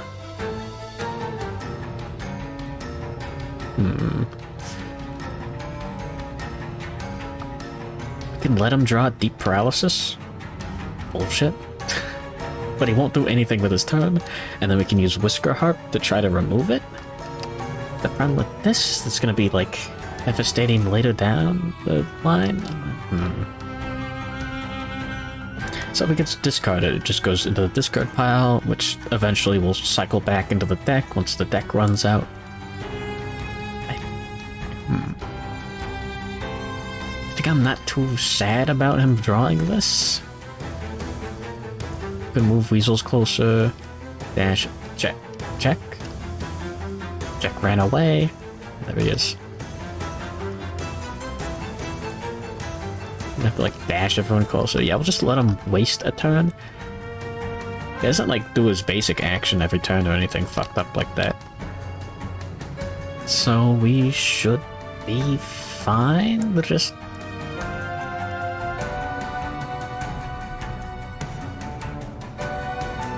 take a free first turn? Wouldn't have anything... Do we... nothing else we can activate really does anything for us either. Good morning, Jimmy Map. Welcome back from your beach run. You came back just in time to witness real gameplay? Question mark? Yeah. Swarm of Weasel uses movement to move towards the monster. We'll spend one survival to dash. Gain an extra movement, use it immediately, and it's a survival action, so we gotta roll a d10. See if we get that survival back. We do. Hell yeah, get fucked. I'm gonna use that to just walk closer. Same with Jack. Sorry, start taking his turn. Yoink, yoink. Does not have a rawhide armor set. Name it Nuggetino. Yoink. Yoink. Yeah, whatever. Jerry? Yeah, lol. What do you mean? What's so sad? Your cat box link got gay in the URL. You're getting used to other people first, okay. He barks and wags his tail at dogs. Oh, but yeah, you take him to the dog park because there's people at the dog park too. Sandwich enjoyer. Yoink. Dash. Yoink. He's got extra movement, so he's getting pretty close. And this is one of the things that makes the Slenderman fight really annoying. Oh yeah. Another thing, madness inversion. I think every single time something will plop you out of your pod imprisonment, it throws you into a corner of the showdown board. So like, all the way over there. It's really bad. So that's one of the reasons why I didn't put Steel Shield on anyone, despite it being like the defense powerhouse tank, like nonsense card that's awesome. But I'm not gonna fuck with it. He's got 2 accuracy, that's really annoying. Bothered putting monster grease on 2 survivors. Yeah, I'm totally gonna win this, yeah. Yeah. All in. I see. But yeah, that was everything. Now, Swarm of Weasels has the death die. Oh yeah, we gotta play with the top card of the hit location deck revealed. It's Pale Forearms.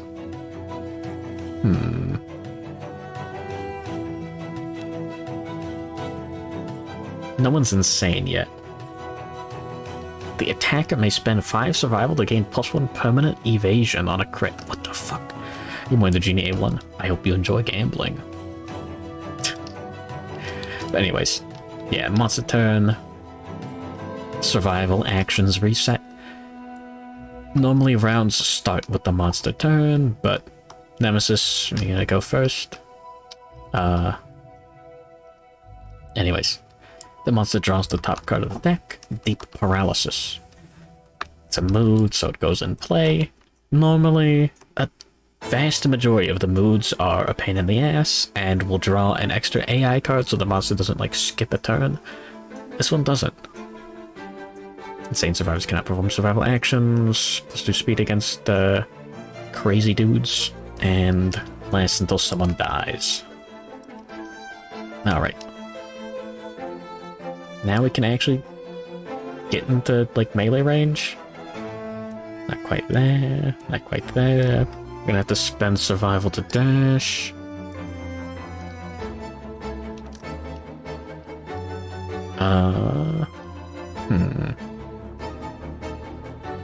go with Nugachino first. Yeah. Yoink. Spend 1 survival. Dash. And... you just attack. He will hit on 4 or higher because he's attacking from the blind spot.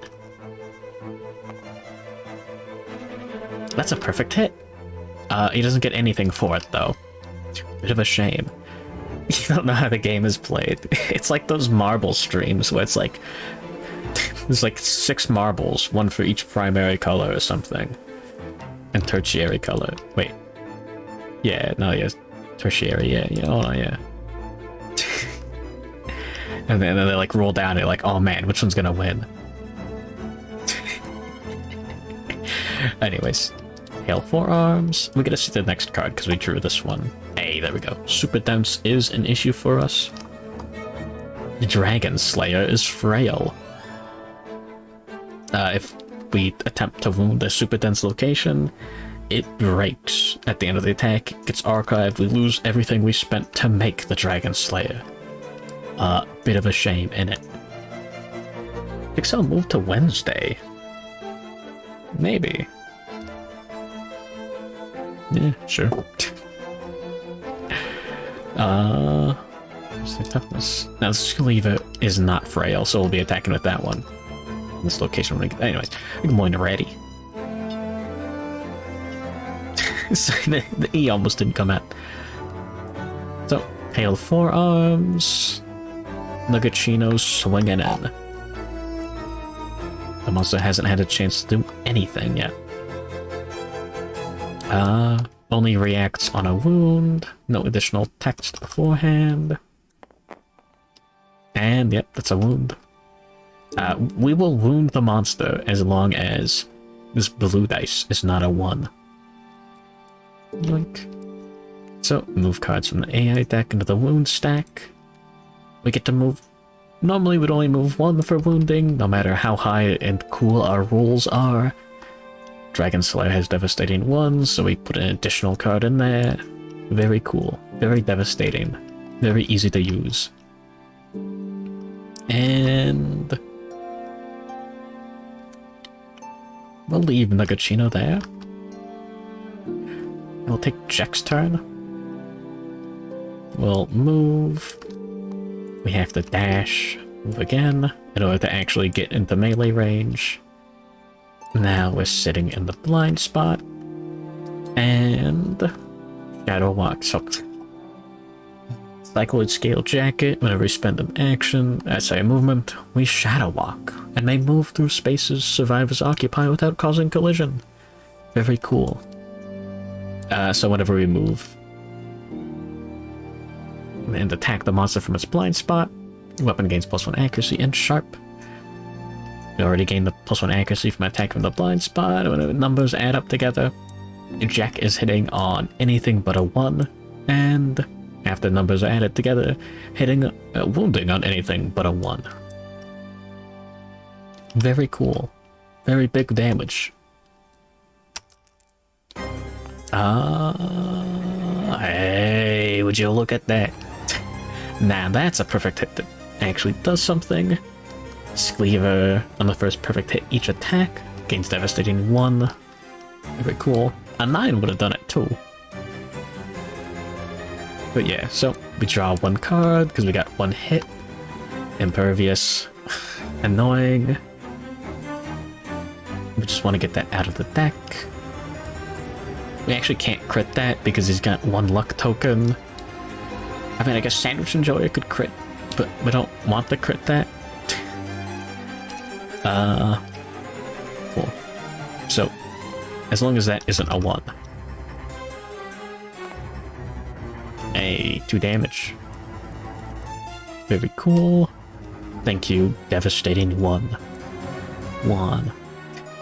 Filigree Carapace. Oh yeah. Can I? There we go. He looks awesome. That's all. Oh yeah. Nugachino already took his turn. That was Jack's turn. Get the 2 evasion for the next act from, you know, moving and then dashing to move again. And now, Swarm of Weasels. We'll use Swarm of Weasels to scout out the top 2 AI cards, and then we'll decide where to stand with Sandwich Enjoyer to preferably get targeted. Pod Abduction. Threat with the most insanity. Place monster in the corner of the showdown board furthest from the most survivors. Target and Slenderman exchange places on the showdown board. All survivors within 5 spaces of the Slenderman gain 5 insanity. Annoying. And the Tentacle Snare. Random insane survivor. No one is currently insane, so he would perform Amnesia instead of performing the entire card. Move Slenderman from the showdown board. All survivors gain +1 insanity and will remain removed until... well, shit. It's annoying. Yeah, he's got a gun too. Yeah, he's a real Digimon design. Top card of the deck is Impervious.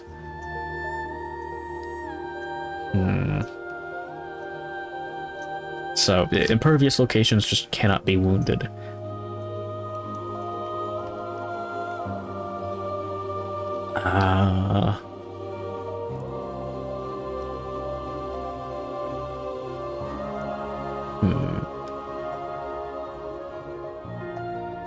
Sending someone to the corner with a timeout is really annoying.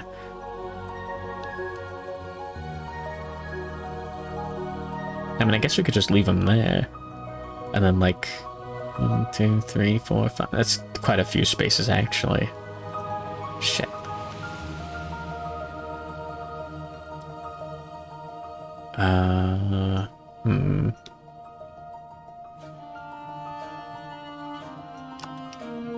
Snap. Because he's just gonna Amnesia.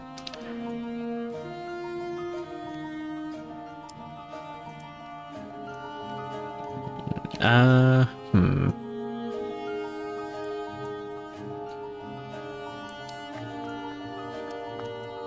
guess it's not that bad. And then we'll just have to deal with one of the 2 cards on top of the deck. We'll move Swarm of Weasels closer to the monster.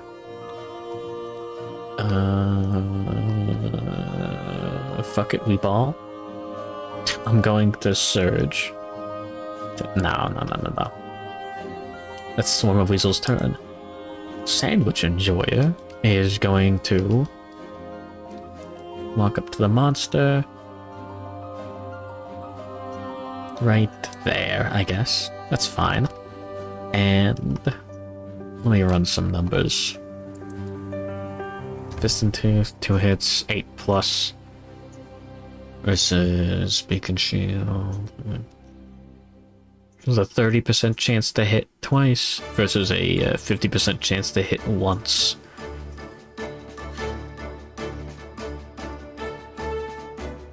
So 70% chance to miss times 2. We just want to hit him once, at least. It's like 49% chance to miss both hits. But he's got like a Fist and Tooth can crit.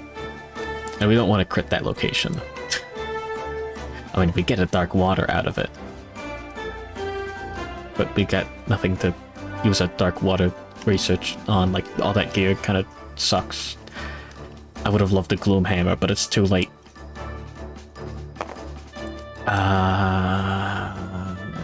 Yeah, Beacon Shield. Why not? Smack him around a little. 6 or higher, we hit. There we go. We draw the Cartwheel Rough. You suddenly forget what is happening. We have blotted out, gain +4 luck. We roll a number. It is not... It's not an 11 on a d10. We failed to crit. Next card, Gaunt Fingers. Webs of icicles form on the attacker's skin. If they're not wearing any fur armor, they're knocked down and gain a bleeding token on a wound. None of this is fur.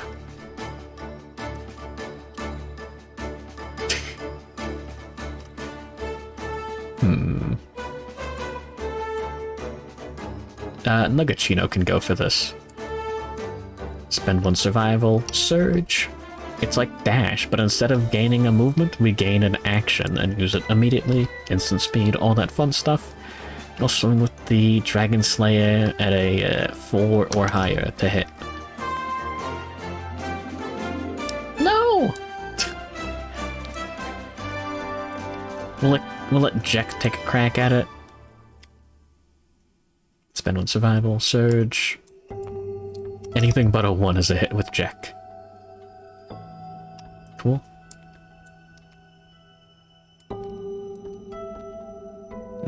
Breaches. It's a little annoying. We'll have to deal with that later. And that's a wound. Top card of the AI deck to the discard. Sorry, wound stack. About 5 damage out of like 14 left. 15. Doing alright. Webs of icicles form on the attacker's skin. If they are not wearing any fur armor, they are knocked down. And 1 bleed token. It takes 5 bleed tokens, and then you die. This lasts until... yeah, next act. That's fine. And... oh yeah, Sandwich Enjoyer already moved an attack. End his turn, and end of the survivor's turn? No, not yet. We're gonna surge with Swarm of Weasels. See if we get the survival back. We do not. We're going to look at the top 2 AI cards and pick between these 2. That's why I wanted to, so I wanted to get the Impervious card off the top with Sandwich Enjoyer so that I could try to like dig deeper into the AI deck and see things that I wouldn't mind. Oh shit. So, insane threat with the most insanity. Perform gloom, intimidate. Also insanity, suffers damage equal to their insanity to a random hit location, and then ensnare. I don't want that. So we're gonna have to live with pod abduction.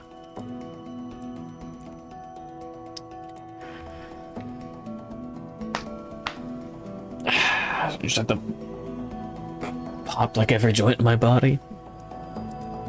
So I think we want Sandwich Enjoyer. We'll put the... sorry, not pod abduction.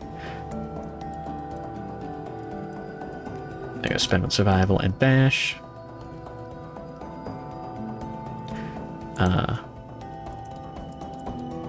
From the green triangle. For a dismembered arm. Slender breaches on top. No, yeah. Slender sickness. So we want to be... oh, wait, no. Pod abduction. Fuck. Yeah, this is the one I wanted on top. I got them mixed up. We want Slenderman, like... put him, like, over here. 1, 2, 3, 4, 5 spaces. Sorry. Oh, within 5 spaces. That's... oh. Like that. 1, 2, 3, 4, 5. Okay, yeah, no, yeah, we're fine. Okay. Already having every joint in his body pop. Hell yeah. We didn't actually bother spinning the harp. Ah, fuck. Deep paralysis is gonna be like a huge, like, federal fucking issue at this rate. Whoops. We gotta get rid of that as quickly as possible. Either way, the monster draws pod abduction. A threat with the most insanity. Everyone has 0, so we get to choose whoever. Jack is knocked down, so he's not a threat. We'll pick Sandwich Enjoyer. So, place a monster in a corner, furthest from the most survivors. I mean, I guess this one. I say good morning, Jack00? What's that, like, extinct mole that was brought back from society? Alright, and then target and Slenderman exchange spaces on the showdown board. We'll put him in the worst possible position for us. Well, I mean, I guess as close to the other survivors as possible. 1, 2, 3, 4, 5. No one's in 5 spaces. It's not like a, 5-space zone, like a square. So that's good. Marco crying because bald. Oh. The boys are backing down. Mole fur is actually sharp. Anyways. Cool. No one goes insane. So whenever you get knocked down, you're knocked down until the end of the next survivor turn. Sorry, end of the next monster turn. So Jack got knocked down during the survivor's turn. Monster turn happened, end of the monster turn gets up. So if they'd been knocked down, like, say Sandwich and Joy had been knocked down by that. Somehow. Yeah, no. Then, he wouldn't get up until the end of the next monster turn. Etc, etc. IRL Diablos. I'm gonna smash him with a hunting horn and see what happens, you know. Just to check. Anyways, cool. Now Samson Joy just has to, like, walk back over here. It's not like he has any insanity either. That's cool. Yeah,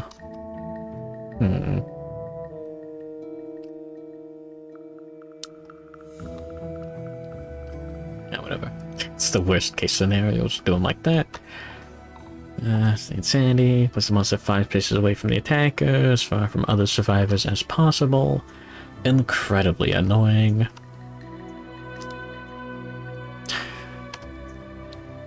We will have Weasels go first. Look at the top 2 AI cards. See if we want to roll the top 1 or 2 out of here. Survivor with the most understanding. Huh. Scent of the Wise. Interesting.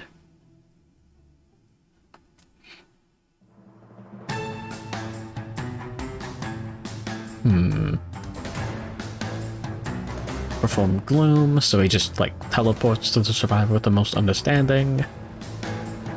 5 Insanity.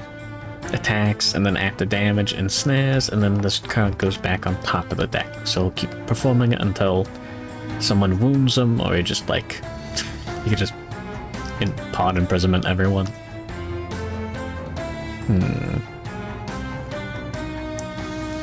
I think I'll put this on top of the deck and then try to wound it off of the deck. I kind of don't like both of those cards. I'm gonna see if Nuggetino can do it. 5 spaces, yoink. We'll put him there. There we go. That's a dash. And 4 or higher. That's a hit. He draws the Slender Breeches. He gets 3 Insanity. He's insane. He can't perform survival actions now. It's a little annoying, actually. I didn't consider that too hard. But, surely Sandwich and Joy can fix that. As long as that isn't a 1. Yeah, we got him. Top 2 cards. Yoink.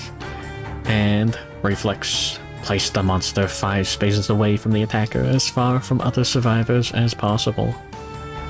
1, 2, 3, 4, 5. Oh, sorry, other survivors, though? I mean, I guess technically like this? Sure. It's really annoying. But yeah, no, that mole is satanic looking. I kind of want to see if I can drag and drop it into Tabletop Sim, but I feel like that would just crash it. This but a sleepyhead. Mook is Mossy Molly and Jemmy is Rowdy Molly. The Mollies are critters from Monster Hunter World Iceborne.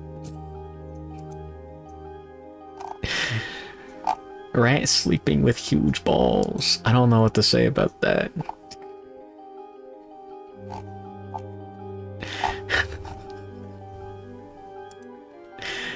Bro.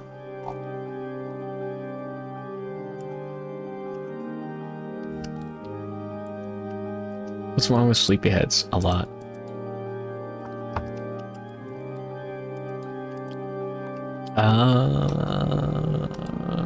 Well... Yeah, that was Nagachino's turn. Oh yeah, Swarm of Weasels. Oh yeah, he did that first. Ah, shit. Oh, we'll keep him there. It's fine. Whatever, we didn't spend his movement. Spend 1 survival to surge. We get it back. We do. We're going to activate Rawhide Headband again. Look at the top 2 cards. And pick the nicest of the 2. Tendril Probe. That's really annoying. Or Slender Palm. Threat with least insanity. Huh. Interesting. Yeah, I'll go with that one. So we just pick Jack. He's fine, he can take it. He's a big boy. Greater Tentacles is really annoying. That's fine.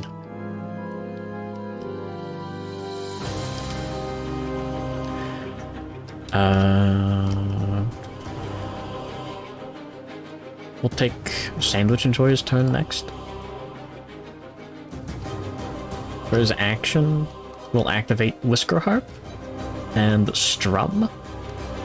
We want to discard the mood in play. That would be very nice. Good boy, Hardcore Hunter. Ooh, eh. I remember watching the Roly Poly movie as a kid. Oh, I didn't do it. Shit. I think we want to surge. I want this out of the deck immediately.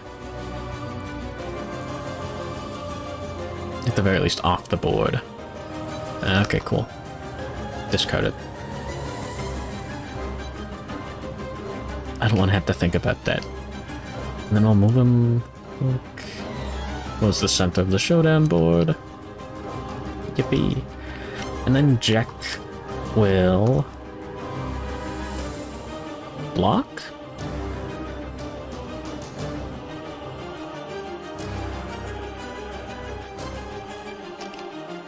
Yeah, we'll move him like here. And then block. I can like move him like here. Sure. Yeah, okay, yeah, that's fine. Yeah, the numbers add up. So he's got block too, baby. It's gonna be awesome. Everyone except for Nagachino has 0 insanity. It's a shame we didn't get to use the death die. So, oh yeah, the monster actually gets to attack for the first time in the showdown after like 50 minutes. Draw Slender Palm. We'll pick Jack as the target. Gets 1 insanity. He'll be fine. Performs Gloom. Remove Slenderman from the showdown board. Place it adjacent to the target and as far as possible from all other survivors. I like this. This, I guess, is like, yeah. Cool. And attack. 3, he's got +2 speed, +2 damage, +2 accuracy. Because he's a level 3. I mean, the accuracy is, like, not normal. Yeah. +1 luck is annoying. So 5 dice. Jack's evasion is he only moved once. 3. So he's hitting on 5 or higher. He's dealing 6 damage per hit. Incredible. That's 1 hit. The hit gets blocked. You've got blocked 2. Get fucked, buddy. And after damage, nothing happens because no damage was dealt. Nice. That's what we like to see. Super cool. And now it's the survivor's turn.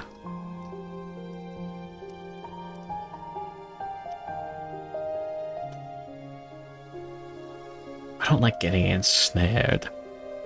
That's not fun.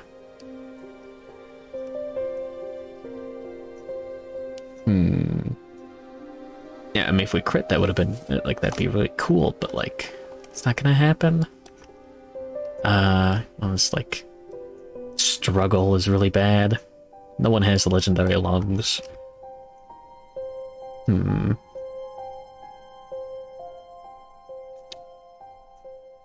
Gets sent back to a corner.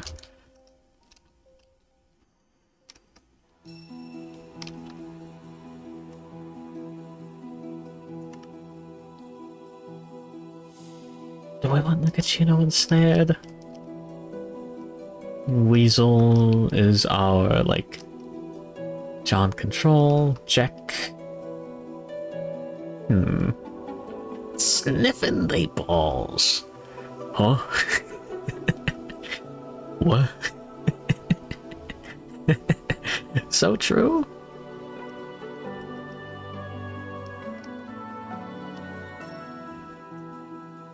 Jack can handle it. He's a big boy. 1, 2, 3, 4, 5. Yeah, we're taking Jack's turn first, hitting on anything except the 1. There we go. Not a perfect hit. Unfortunate. Next card. Fully extended spine. Interesting. So we're hitting the greater tentacles. As long as he doesn't roll a 1 on his wounded dice. Yeah, no, he got his ass. Nice. 1 wound. Reflex, ensnare, attacker. So there we go. -4. So we have to roll a 5 or a higher.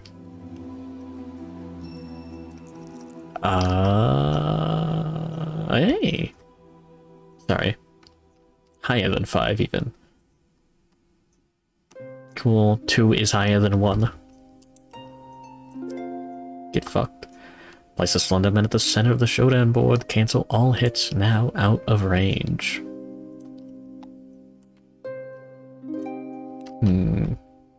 Okay. Yeah, Nuggetino can dash into there. I'll, like, turn him around because it's funny.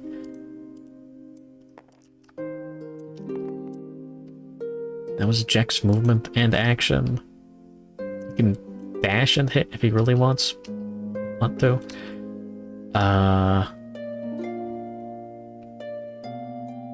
Yeah, Swarm of Weasels will take his next turn. Rawhide Headband. And then we'll decide what card the monster draws next. Fucking Dark Hour. Ugh. Really annoying. So he performs Amnesia. Ducks off of the entire, like, the whole last showdown board. So we just have to deal with them. Whatever the next card is. Long Arm Grasp. Random Insane Survivor. That would be Nuggetino. Oh, Reach 5. And Ensnare after damage. Do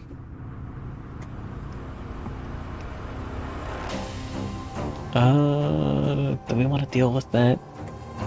I don't want to deal with Dark Hour either.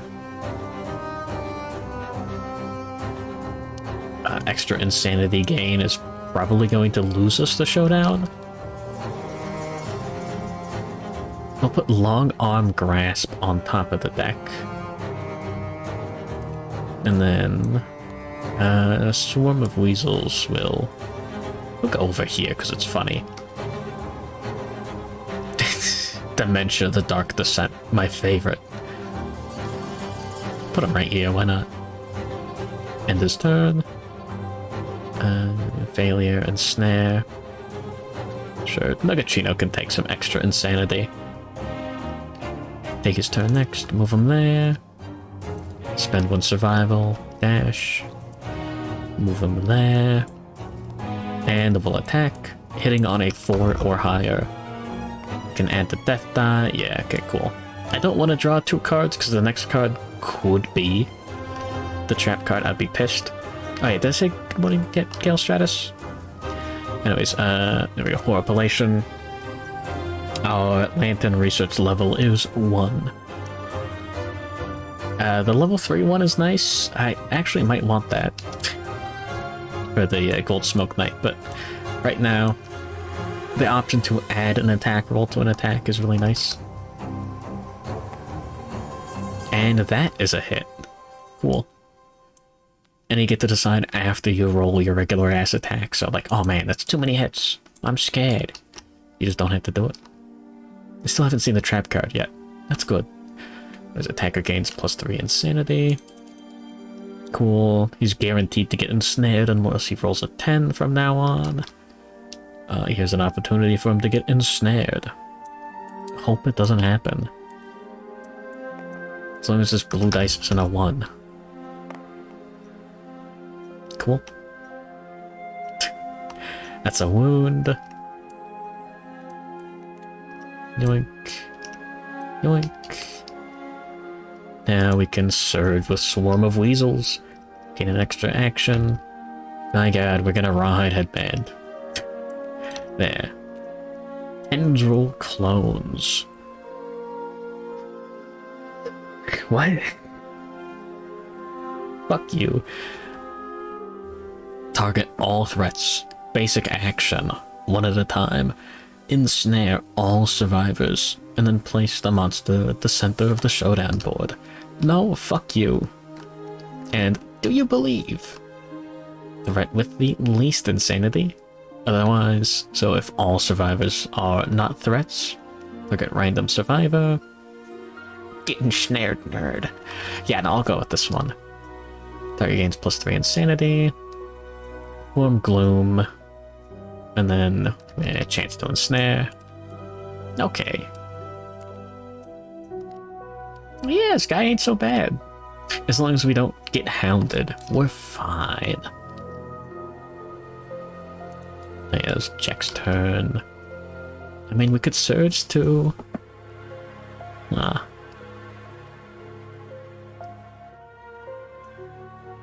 Huh. We could try this.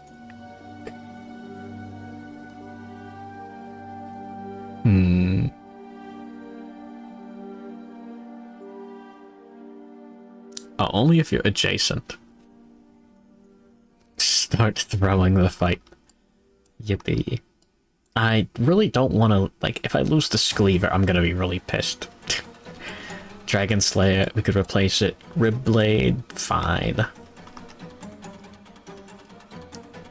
Bone Darts, yeah, I don't care.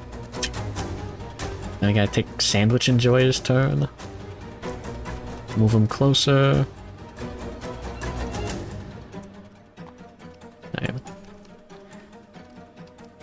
So, Sandwich Enjoyer and Swarm of Weasels both have the least insanity.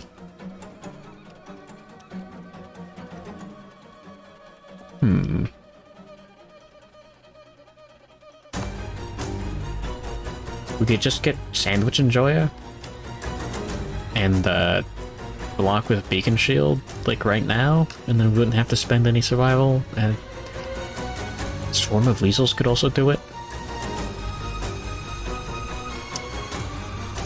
We want weasels out, like, at all times. I really want to know what the monster's drawing next turn.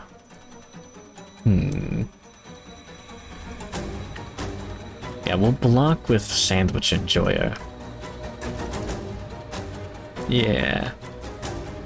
Yeah, and then end the turn? He'll be fine.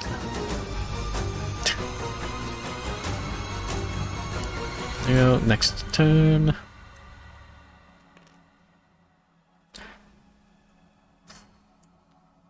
The monster draws Do You Believe? Targets Sandwich Enjoyer. We can actually respond and do things. I'm gonna throw bone darts at him. Hopefully we hit. That would be very nice. Let's see if we get the survival back. Next turn's gonna be a little slow no matter what happens. We don't. We're hitting on 7 or higher with Swarm of Weasels. It's because it has range. I want to draw this card with something that's not, like, adjacent. Otherwise, I guess we could, like, dip out with Nugachino for a little bit. But yeah, no, this fight's not that bad, honestly. I say seconds before disaster.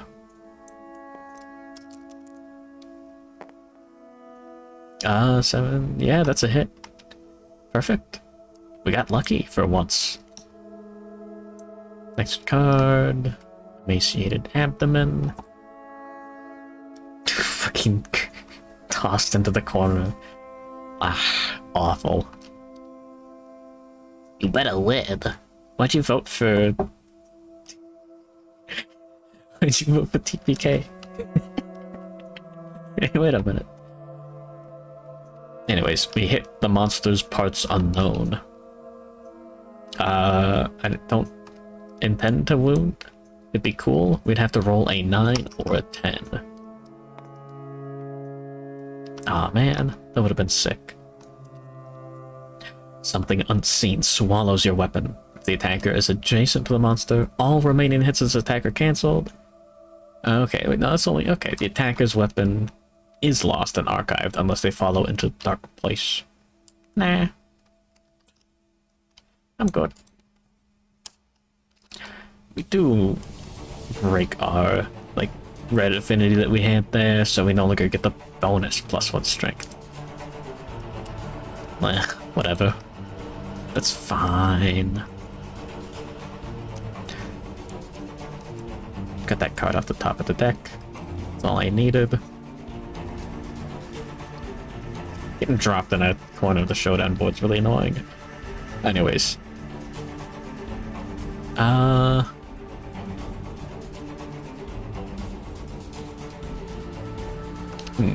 Don't want... Could drop Nugachino over here. Next turn's gonna be a little slow. No matter what. I think. Yeah, fuck it. We're gonna surge with Nugachino. And attack with the Dragon Slayer. Doing a lot, like, while he's, like, currently attacking. A 6, that is a hit. We draw the abdomen. Slice him in half, like guts, from Berserk. The attacker gains +3 insanity. Oh, again, that's a little dangerous, actually. Fuck. Nugachino's gotta get, like, professional help. Immediately. That is a wound. Place attacker in the furthest unoccupied corner of the showdown board. But yeah. 2 damage. Next card. Failure and Snare. Okay. I kind of want him to get ensnared because when you struggle, you set your insanity to 0. That'll help a lot. That doesn't.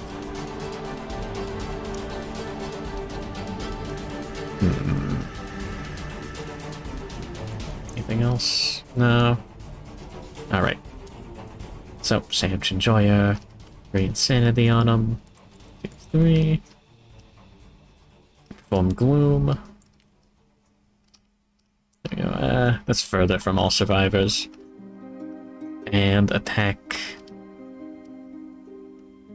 He is blocking. 5 speed.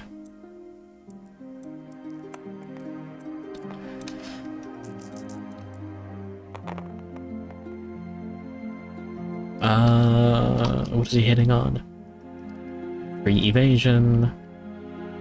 Piercing on the monster. 5 or higher. That's 3 hits. 2 of them get blocked.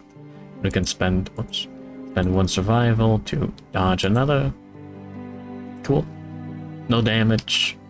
No after damage effects. Nice. Alright. Survivor's turn. What do we do? Swarm of Weasels will tell us what's up top of the deck. Taking his act first. Hair Worm Emergence. Huh. Interesting. When this comes into play, draw an AI card so he doesn't lose tempo. When an insane survivor spends movement, if they would move, they instead move a number of spaces equal to their insanity in a straight line. And when any survivor is free at last. Discard this card. Okay. Or Lost in Memory. Every survivor with the blood out fighting out gains +1 insanity, place it in a different corner. They're all survivors. Those are both really annoying, actually. So the fun thing about a mood that says draw an AI card when it comes into play, being in the top 2 cards of the deck, if we put this on top, we'll draw this, he'll have like a small buff, and then he'll draw this. Fun. Or we could just let him draw this. Maybe Sandwich Enjoyer can knock it off the top of the deck. I wouldn't mind Nuggetsino getting ensnared, I'm scared. He's a little loopy right now. Remember, any survivor with 15+ insanity just dies. I don't like that.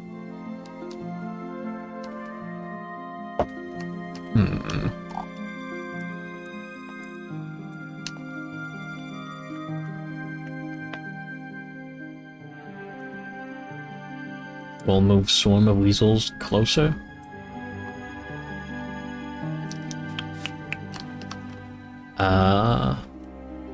You could activate Quad Strike. That'd be funny. No, that's only during the survivor's turn. Never mind. Take that as his turn.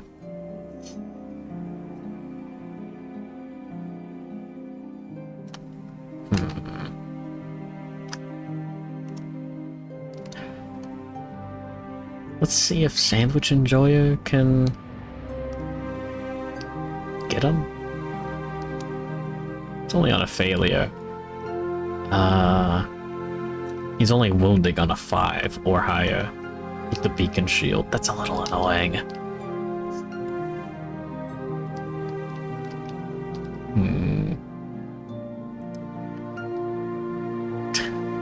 Fuck it, we move him closer to the center of the board.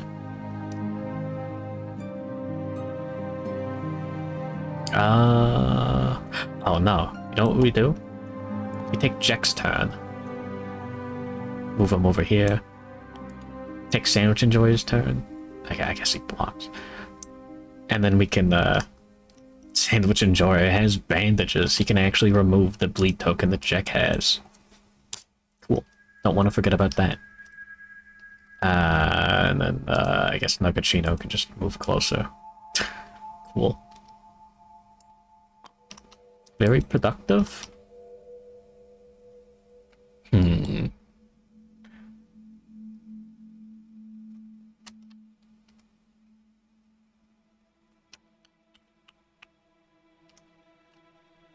We could dash, and then we wouldn't be able to dash into range. Here. Check this shit out. I didn't want to grab that. Okay. We got Pulse Lantern right here. We could knock him down right now. The -1 accuracy token isn't going to be a huge issue. So here's how the monster's turn will go. We don't have any opportunity to respond to anything yet. Draws an AI card. Lost in memory. Place the monster in the center of the showdown board. And then at that flow point, we get our first opportunity to do something. Be really embarrassing if we miss. I'm going to Surge with Swarm of Weasels. Spend on Survival, Interaction, and instead of fucking around with Rawhide Headband right now, hey, we get it back. Nice. So, we're gonna activate Pulse Lantern. Roll a d10, and on a 4+, knock the monster down. But that flashbang. Come on. Okay. Cool.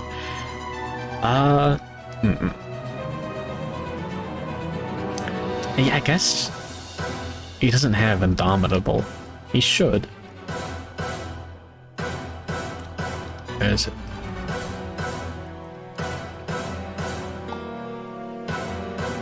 Really? Why is all this stuff in here? Is there we go. Cool. So, whenever the monster attacks or is attacked, it stands at the end of that attack. All level 3+ monsters should have it. Yeah, whatever. Cool. Bonk. So now he'll be knocked down for a second, and we'll get to ignore reactions. Also, discard the current AI card.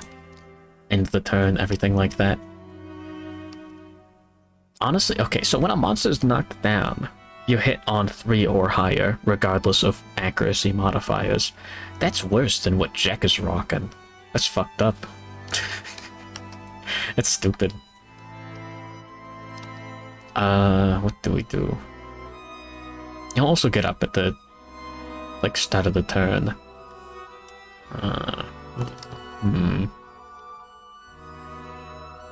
We get to ignore reactions, though. I'm a bit worried about that. We'll Surge with Jack anyways.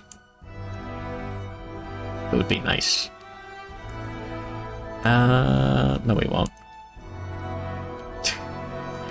Yeah, Sandwich Enjoyer. Can dash and Surge and tabletops him? Please? There. Hit his ass. 3 or higher. Cool. That's a hit. Will wound on 5 or higher? No. That's a shame. Dwarf Fortress Adventure Mode before Silk Song. Oh yeah, what the fuck? Shit. Hey, wait a minute. Anyways, he gets back up. Alright, now it's the survivor's turn. 1, 2, 3, 4, 5. That's annoying. I shouldn't have put him right there. Oh yeah, everyone gets the -1 accuracy token. There we go.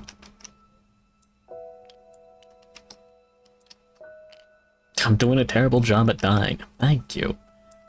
I'm glad you appreciate the work I put in. We'll take Sandwich Enjoyer's turn first. 1, 2, 3, 4, 5, 6 movement. It doesn't really matter. He can walk through survivors. Check. And I mean, we'll use this action to activate the first aid kit and take a -1 accuracy token off of him.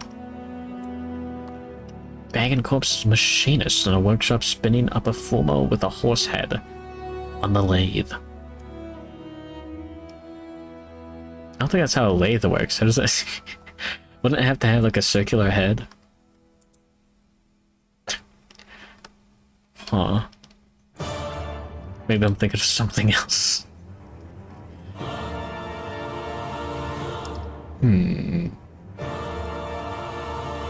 Oh, we'll get him from the blind spot. 5 spaces, yippee. And... swing it with the Scleaver. Yeah, blind spot. We'll be fine. Anything but a 1. Oh, perfect hit. Oh. I'm making monkey noises in my head. So yeah, reflex faceless visage. As long as we don't fail. Yeah, because we got a 10 on the attack. It's a perfect hit. Devastating 1. We didn't roll the 1. Devastating. Hard damage. And then a bonus damage. Hell yeah. Next card. Ugh, memory lapse. Suddenly find yourself attacking something you've never seen before. +3 insanity. If you have the blotted out fighting art, gain +3 strength when you attempt to wound this location.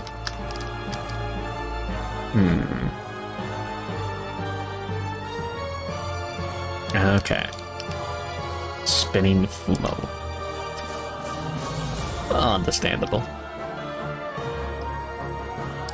We could surge with Jack.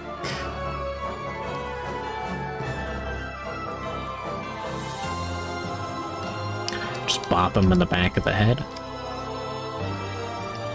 Only getting dunked out.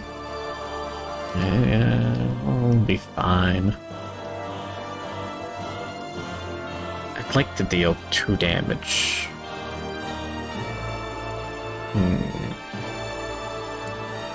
Nugachino can't dash into range. We'll surge with Jack. It's right there. Thank you, Tabletop Sim, for being extremely... I love it when it drops frames. Oh my fucking god, let's go! We're getting the perfect hits. Anything but a 1. Cool. Yeah, no, yeah. Oh yeah, the +3 insanity. God, it's only until end of the attack, so... yeah. Yoink. 1 more wound. And... yeah, now we're in control. Next card, Solar Plexus. -2 toughness until the end of the attack. Death Blow. Huh. +1 permanent evasion. And they forget their names. Oh, sorry, only the attacker. Cool. Well, it's Jack's turn. Now we want Swarm of Weasels to look at the top AI cards before we decide what we're going to do. Slender Palm. That's fine. Or Lost in Memory. I don't want everyone to get ensnared. And there's nothing on the failure there. Is this Solar Plexus Clown Gliders? Oh, that's totally on purpose, isn't it? There we go. Swarm of Weasels. Is the survivor with the least insanity, actually. Okay. 1, 2, 3, 4, 5. Sure. So Slendy's going right there. Nugachino. Just move him closer. Yeah, we're not, like, running out of survival or anything. This is awesome. I don't remember how bad the trap card is, but can't be that bad, right? Now Jack's got the death die. Awesome. Slender Palm.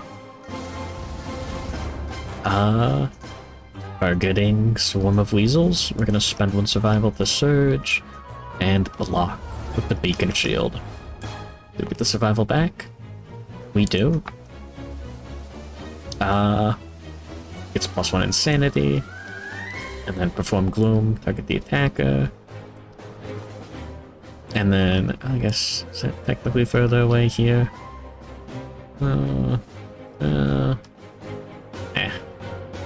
Further from more survivors. Attack, 5 speed. Hit on 4 or higher. After accuracy and evasion modifiers. For big damage each hit. Oh! We actually have a monster dealing damage for the first time in like several sessions. 6 damage per hit. He's got 1, 2, 3, 4 hits.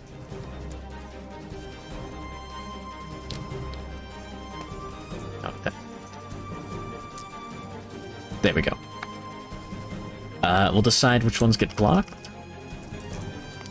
Whatever, that's fine. I gotta double check how block actually works in terms of like order of operations on attacking and blocking. I'll dodge the hit to that. I'll block those ones. Spend 1 survival. Dodge everything but the waist. We'll be fine. Yeah. Okay, cool. Yeah, 6 damage to the waist. 4, 5, 6. Heavy injury box gets filled in, knocked down. Oh yeah, and then he takes bash, knocked down again, and whatever, knockback 7. It's not insane, so it doesn't get the -1 accuracy token. 5, 6, 7. Cool. Yeah, cool. Awesome. Yippee. That was great. Huh. Alright, let's go to the next turn. We'll start with Jack. Try to get him from the blind spot. We'll just move there. Attack. Anything but a 1 is a hit. It's not devastating, unfortunately. But we draw the solar plexus. Next card. Another memory lapse. It's a bit annoying. We'll deal with it when that happens. And we wound. He's got 3 cards left in his deck. Like, total. Let's surge to attack again with Jack. Yeah, come on. Yeah. 2? Yeah, that's a hit. Yeah? Okay. We draw Memory Lapse. We probably should have looked at the top 2 cards of the deck. Because now we're stuck with the next one. I mean, Nugachino can dash in there. But we have to deal with the trap card too. No, we don't. Oh, if it's a metal weapon. 2 damage to the arms. Cannot spend survival until the next attack. It's a bit annoying. Anyways, 1, 2, 3. Insanity on Jack. Find yourself attacking something you've never seen before. I like the idea of this card where, like, just in the middle of the attack, oops, it just makes you forget what you're doing. Ah, whatever. That's fine. 1 wound. So not this card. Yeah, Slender Palm is fine.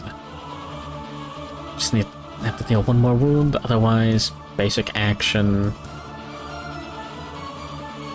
Also fine. I'm worried about this. Jack can just move. Sorry. Nugachino. Move. Dash. Blind spot. Attack.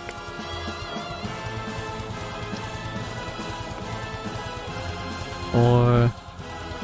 Oh, that's not a hit. Damn it. He's got the -1 accuracy. We'll spend 1 survival to surge. And attack again. There we go. That's a hit. We draw the Freezing Hands. Next card, Freezing Palm. Random severe body injury if you're wearing a metal armor. Ouch. You ever do that?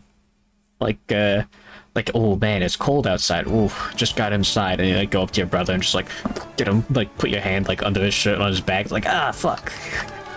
That's awesome. Anyways, anything but a 1.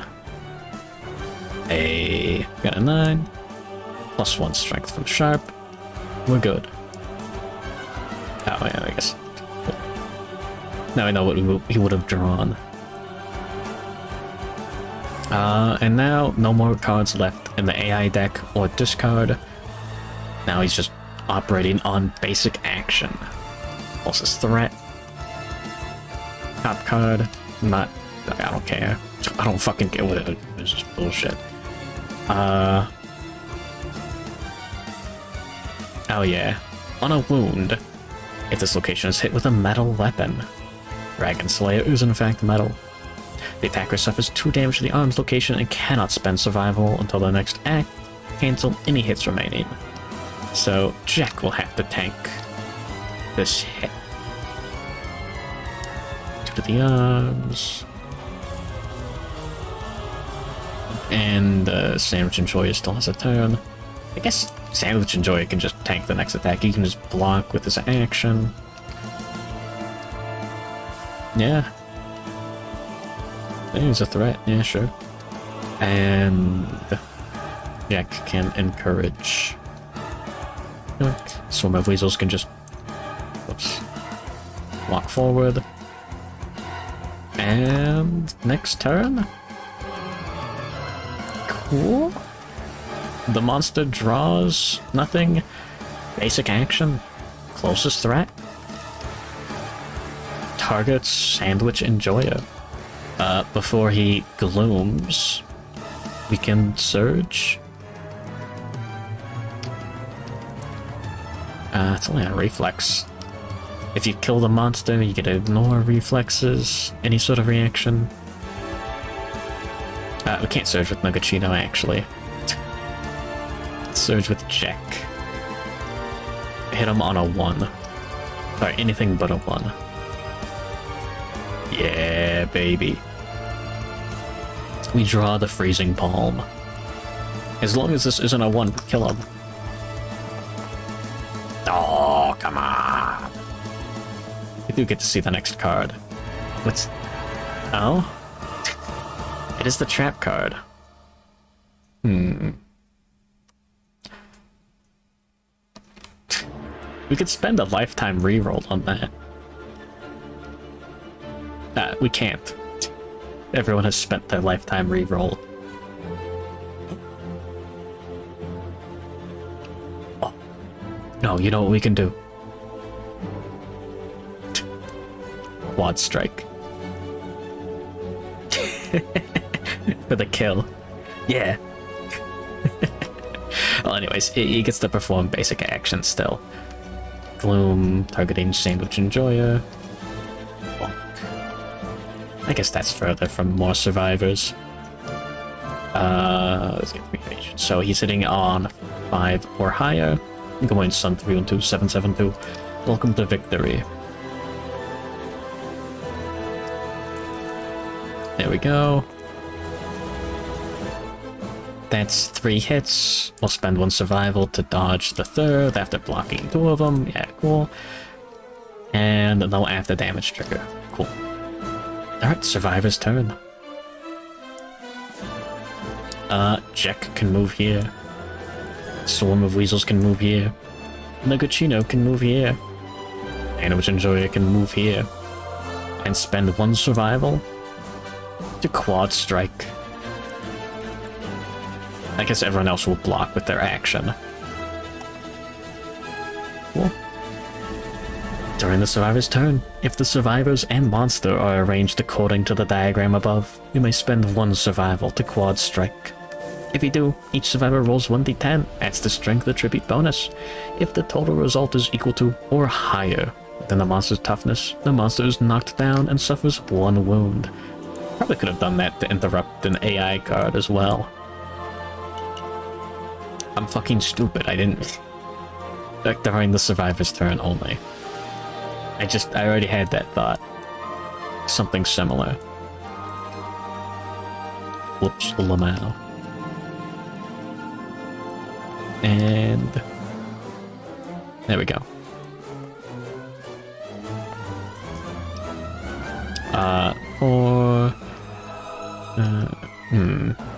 Was it only the out of it? Anyways, yeah, no.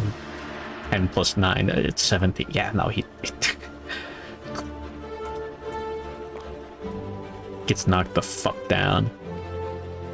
And takes a wound with nothing left in the deck. He's dead. It's over for him. We did it. That was surprisingly easy. Yeah, so it turns out building like 2 beacon shields would have done infinitely more work for us than building that Dragon Slayer early on. Because then we could have gotten to the point where we could, you know, fight stronger monsters, and then, yeah. Yeah, this was Slenderman. Sorry. I play a little zoomed out. There he is. King of Death monster, intense concentration. Yippee! All then. Yeah, no, the fight's really cool. He does Slenderman kind of like stuff, like ensnares survivors, sending them to a dark place, like some sort of like the dark water dimension, where you're imprisoned and then you have to like struggle to get out. And he just like he pops in and out of the board constantly. Like he'll just like amnesia himself off the showdown board entirely. And then, yeah, level 3, he just kills survivors with 15 plus insanity instantly. Yeah, no one got ensnared. 1 survivor rolled for it. I think it was Sandwich Enjoyer. Yeah, blocking and dodging is like the most important thing you can do. No one remembers. Do not gain hunt experience. +1 weapon proficiency if eligible, and rewards. I don't think Sandwich Enjoyer wounded with a shield. Nugachino and Jack did wound with grand weapons. I was there, it happened. And I don't think Swarm of Weasels wounded with a beacon shield. Cool. Clean up the showdown. And there we go. Oh. Jane, what is this? Okay, as a treat. I'm here at my grandmother's house, where I'm cat-sitting for her while she's in the hospital. Now, I don't know if her white pussy is nocturnal or what, but I keep hearing these strange sounds coming from the kitchen. There we go. Holy shit! It's the Slenderman! And he's cooking hot dogs on the stove! Hey, you hungry home invader! Stop raiding our refrigerator! Yikes! He just whacked me with a warm wiener! Twice! Wait! You ain't got no lips! How the hell can you eat potato chips? Whoa! Knock it off, you skinny son of a bitch! Quit stealing our food and go buy a friggin' sandwich! You bony bastard! Look at this place! It's a disaster! Now that's slam poetry. Why is he rhyming so often? What do you mean it's poetry? What do you mean? I think that's called a haiku. I'm not sure.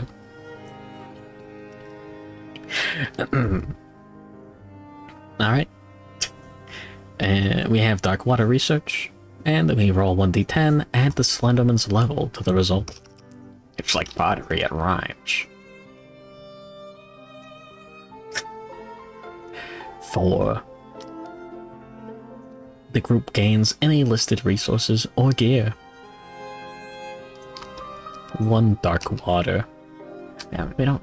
I mean, an iron would be nice.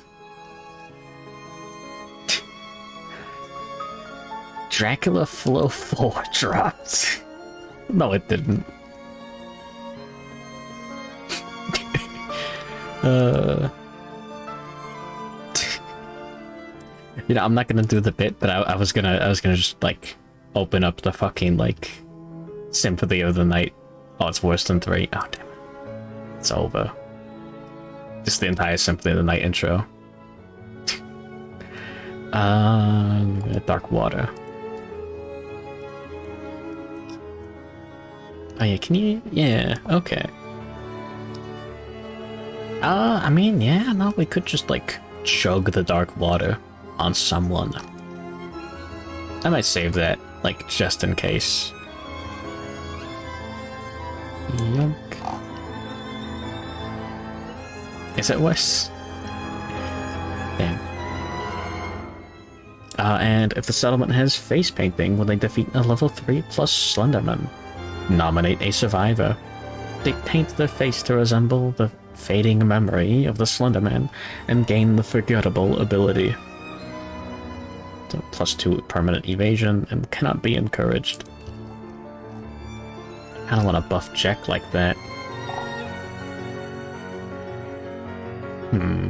I mean, Yuzuki.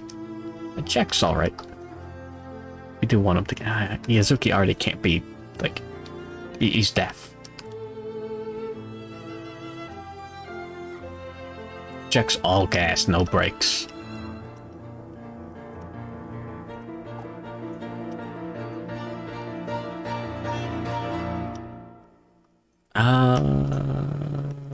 Well, I mean, Chemicals has a natural, like, 2 evasion, so... that's not natural on Jack. Bounce is a broken leg, that's annoying.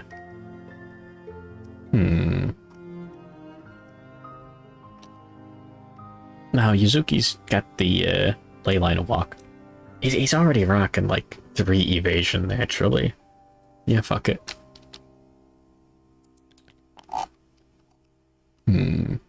I'm pretty sure you can nominate survivors that aren't in the showdown. I think.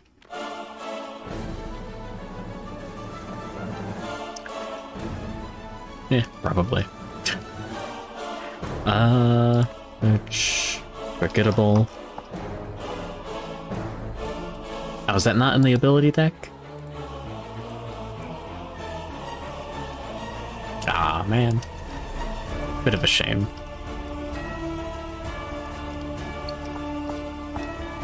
Oh, come on. Forget about it. I think there's only 1 T in Forgettable.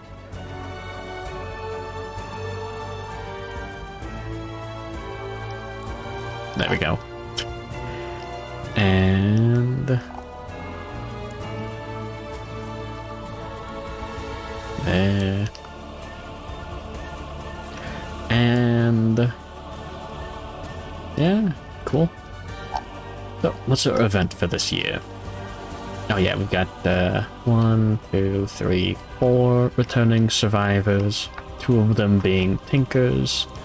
1, 2, 3, 4, 5, 6 Endeavors. Yippee. Cool. Yeah, 10 minutes long? What the fuck?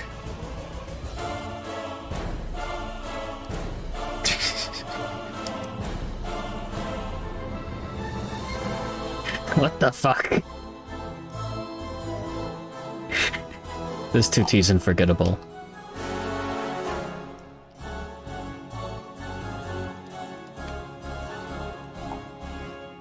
Yeah, I had caps lock on, goddammit. I, dare I say, forgot. Honestly, I would have liked it if Dracula 4 Flow was... Dracula Flow 4 was just like 10 seconds long and he just says some like heinous shit. Just like...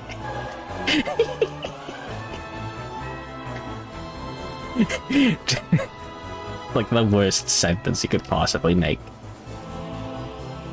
And then that's it.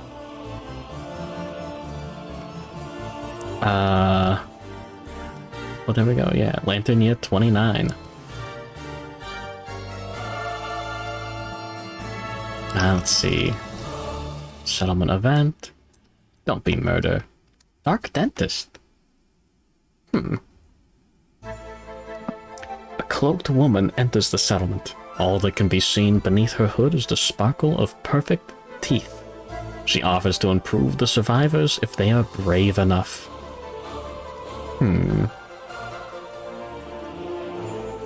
Like, none of this is worth it. Metal Jaw is funny. Oh yeah, Mend Bones is free. Lisa needs braces. Yeah. Dental plan, yeah. But yeah, Sharp on Fist and Tooth is insane. But you have to roll 1d10. 1 to 2, death. 3 to 5, failure. 6 to 10, you actually get what you pay for. God, Metal Jaw is like so cool. We don't have a skull to pay for Mend Bones, and we don't have enough... I guess we do have enough bones. We just pay whatever. Yeah. Wild cards. I don't think anyone has a Shattered Jaw that we, like, care that much about. Yeah. Like, I thought Jack might have had it. Like, no, if he had Shattered Jaw, he wouldn't be able to drink his frenzy drink. But no, he doesn't have it. He's just blind in one eye and deaf in the other eye. Yeah, cool. I mean, it's not murder. There we go. And we're gonna have to hunt a level 3 Spedicules to hopefully get that sweet, sweet silk bodysuit. And then Gold Smoke Knight. Wow. It's almost over. We could send Old Man Diabetes into the pit. Yeah, now the Spedicules fight is a pain in the ass. Like, every time we've done level 3, it just takes forever. We may as well do, bookkeeping. At least some of our, you know, Excel spreadsheet before then.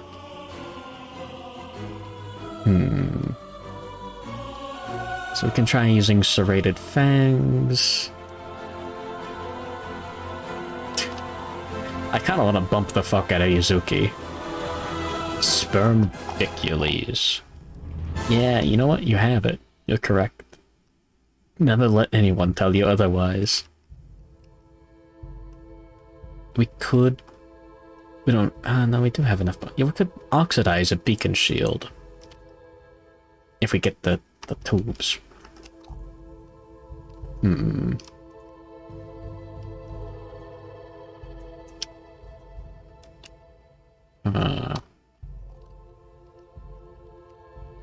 Yeah, I'm a bit surprised that, like, these armor sets have carried us this far. Honestly, leather armor ignoring bash hasn't been doing too much for us. Like, at all. It's just there.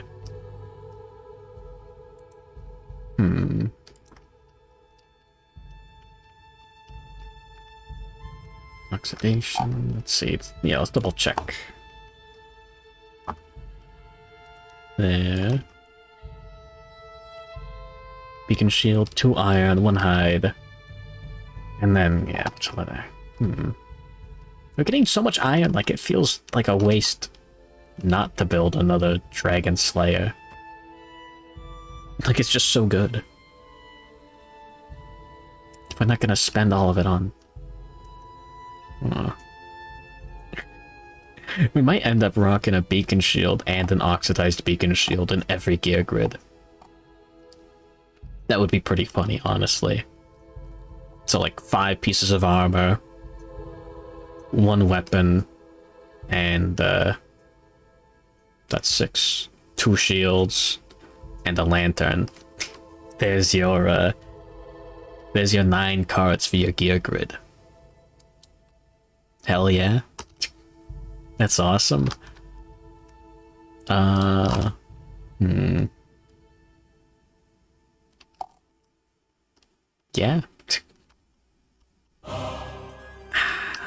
Yeah. Okay, this is like the only thing that I'm really like iffy on. How would we go about a red charm build? I forgot how we did it before. So, the final boss has 27 toughness. It's difficult to actually wound them, even with, like, dragon slayers. Like, those aren't cutting it. Unstoppable is really funny, because instead of just rolling to wound, you just roll a 50-50. Just flip a coin. Just say fuck it.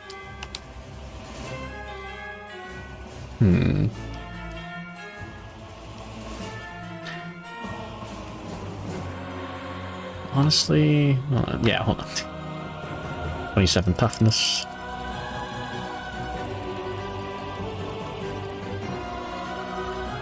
There we go. Battle UI. 14 plus like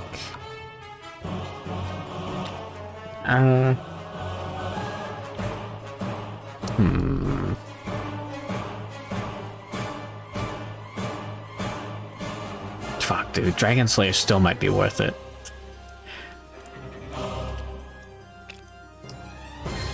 Let's see. How good can we make like a red charm build?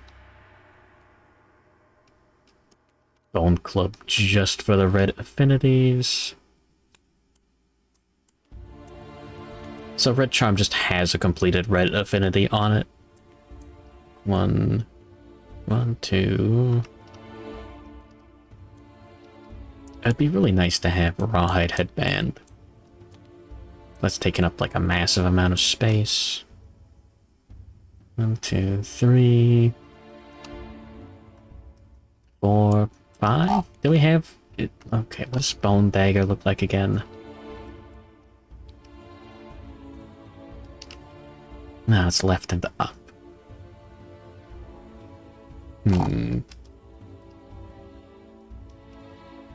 Cool, then anything with a down red would complete this.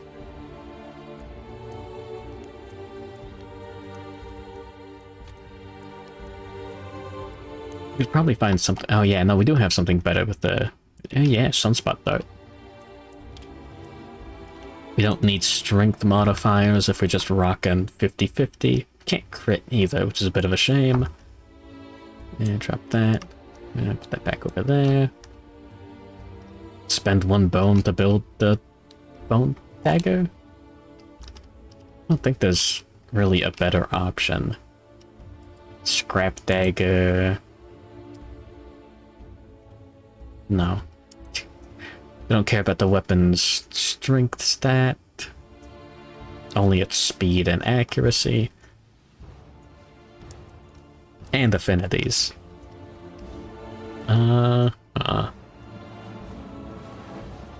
Skull Helm. No. Do I even want to spend a bone? Not really. I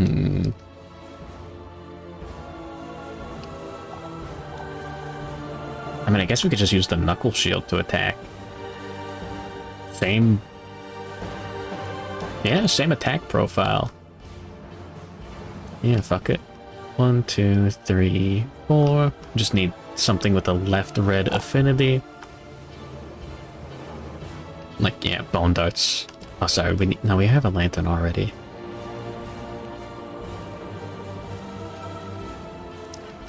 Oh, this actually sucks ass. We don't get a 0 armor at all locations.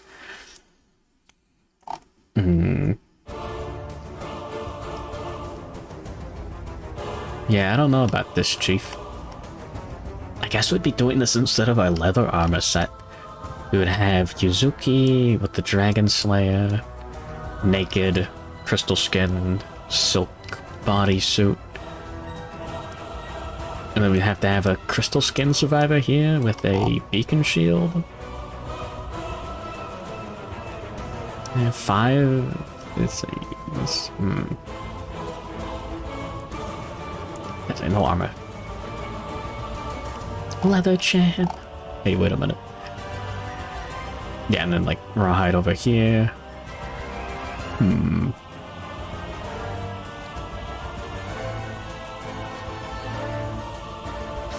don't know if it's worth it, honestly.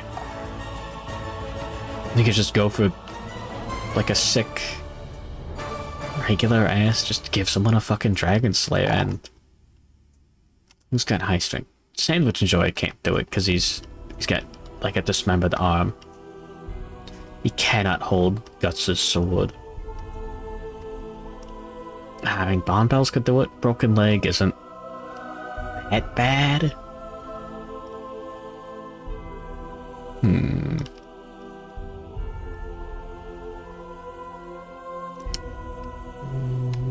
Well, we'd have... No, this would be our support survivor, and... Guts only has one arm. Oh, come on, he's got a metal arm. That counts. It's cooler than a regular arm, too.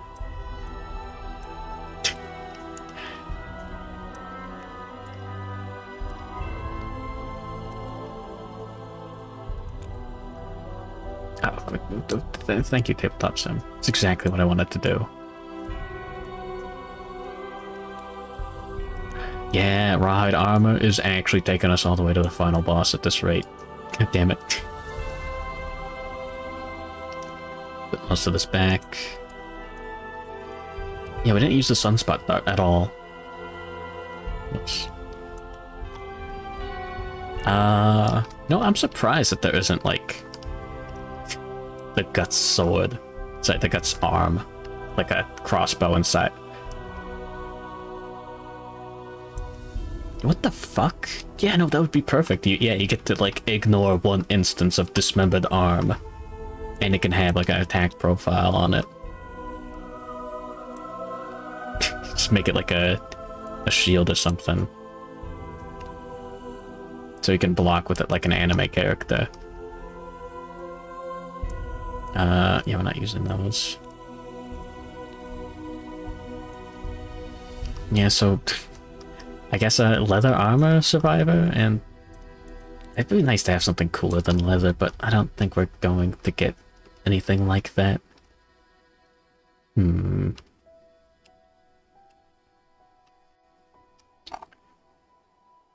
Huh. Well, this is a great example of how far Beacon Shield and Dragon Slayer can get you through the game. I think on our next campaign, we're going to, not do exactly this.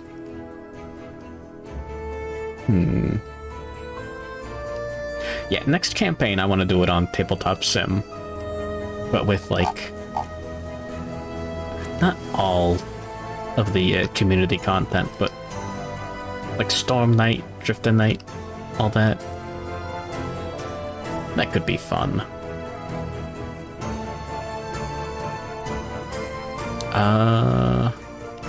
Yeah, the jellyfish girl, yeah. Yeah. So what are you taking out on the next hunt? Honestly, I'm not gonna fuck with a bone pickaxe. I don't care. I don't need more iron. I don't need crystal skin on anyone either. We really want a scavenger kit. I mean, other than that, we can just practically do the same exact setup. We don't want a whisker harp.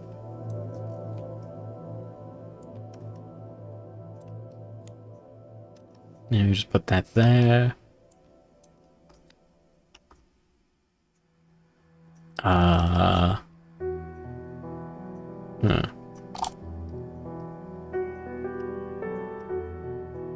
Where'd a weapon go? Yeah, we got the Dragon Slayer, Scleaver.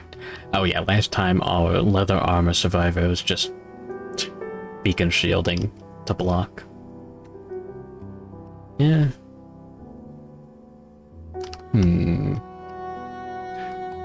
We'll use our endeavors next session. Question is, do we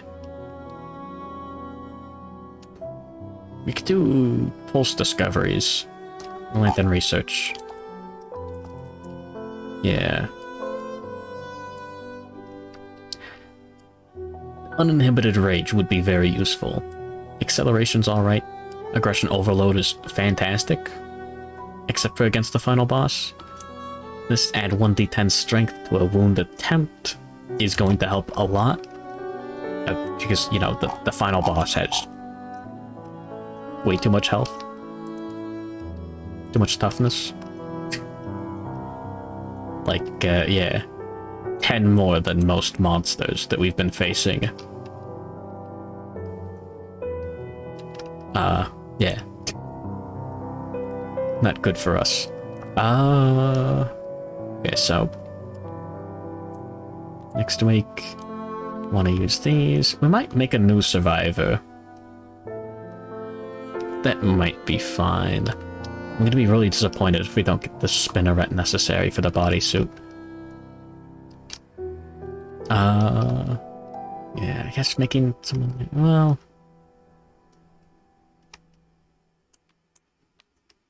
We could turn one of these organs into a love juice with pottery. And then next year, if we need new survivors, we can spend some endeavors for face painting. Yeah. We'll put Old Man Diabetes in the... We'll make him, like, crawl through the tunnels real quick. As a treat. Exhausted Lantern Horde, investigate. He didn't die yet. I really want to oxidize those beacon shields. He's got tiny arachnophobia. He's imagining spiders crawling all over him while he's in there too. Just a bad time overall. God damn it, there's 5 broken lanterns.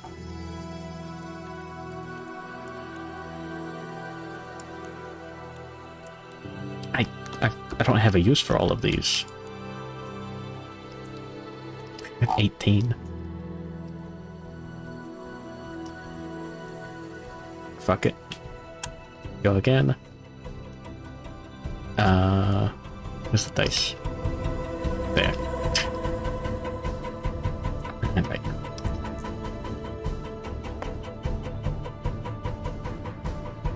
Ugh. 9 plus, add when the lantern tube, strange resource to settlement storage.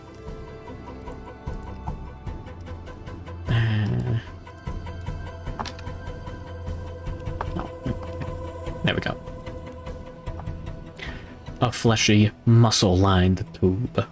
When you gain this, roll 1d10. On a 6 plus, you find something stuck inside. Get a free broken lantern.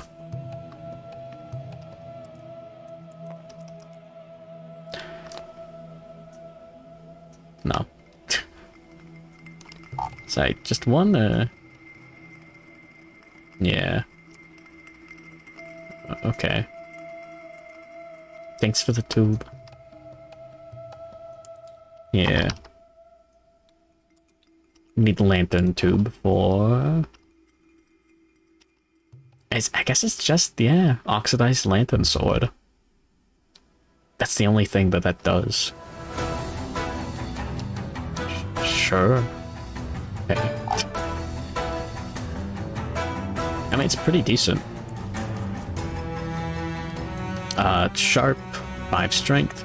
That only puts it 1 point below the oxidized... There we go. The oxidized lantern halberd. That glaive. Fuck. Lantern halberd is an entirely different piece of gear. Will not mix them up. But it's got deflect 1, which is actually really cool. Spend an action, you now have exactly 1 deflect token, and the next time you hit, ignore a hit and lose 1 deflect token. Your point Emmer draws, paper bag holding a smaller paper bag in the palm of his hand. So true. There's a fun card in Gambler's Chest. From the Smog Singers, you can play songs just like Hunting Horns and Monster Hunter, and you can do Ballad of the Sword Polka to increase deflect on all of your swords by 1. Give them deflect 1 if they don't have it. Yeah, it's kind of funny. Imagining like Weird Al, like Sword Polka. That's all. Oh yeah, Oxidized Lantern Dagger is good. Not better than just using like a Dragon Slayer though, but cool.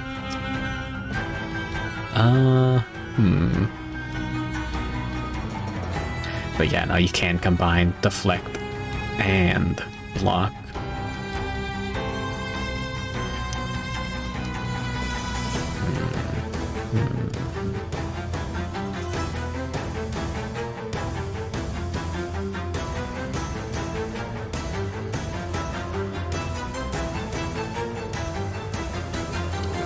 I hate thinking. We'll think next Monday. Cool. Yeah, maybe next year we'll be doing the, like, level 3 Atlas around this time of year. That would be fun. There we go. A nice little Christmas themed fight. I'm going Xenocat. Bag of many souls. Thank you for the subscription. Based. Save. There we go. Nice. I would be a little disappointed and extremely surprised if Gambler's Chest isn't on Kingdom Death Sim, like, within the year. I think it's almost there. Anyways. There we go. See you in just a moment with Doodles. Did I beat the game? No, not yet. 2 more days. I don't even remember how fucked up the Gold Smoke Knight is. Yeah, hold on. Let me give you the over-under real quick. What are his traits again? What's the final boss? This guy. Look at him. Look at that face. He's got a giant fucking hammer.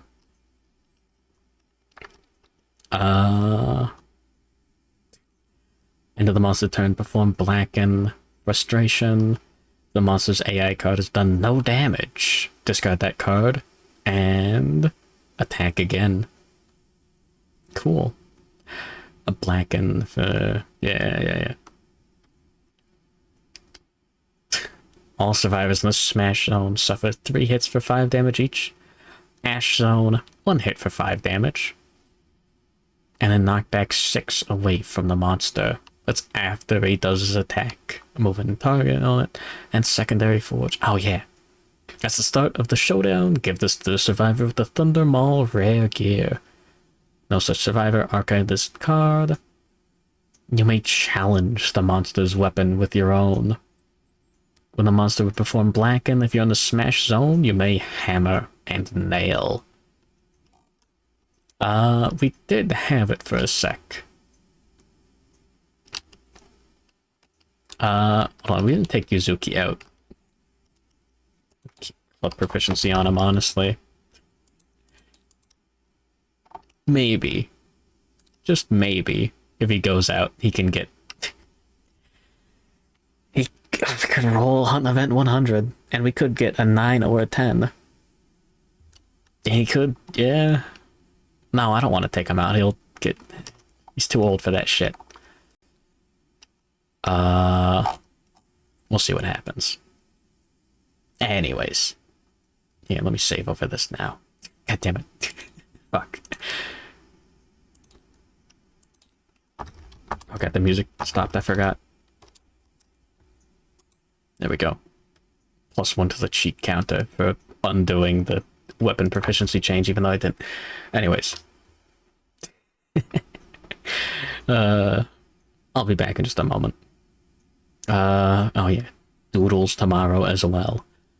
Yippee. I love Destroy Doodles December. See you in just a moment.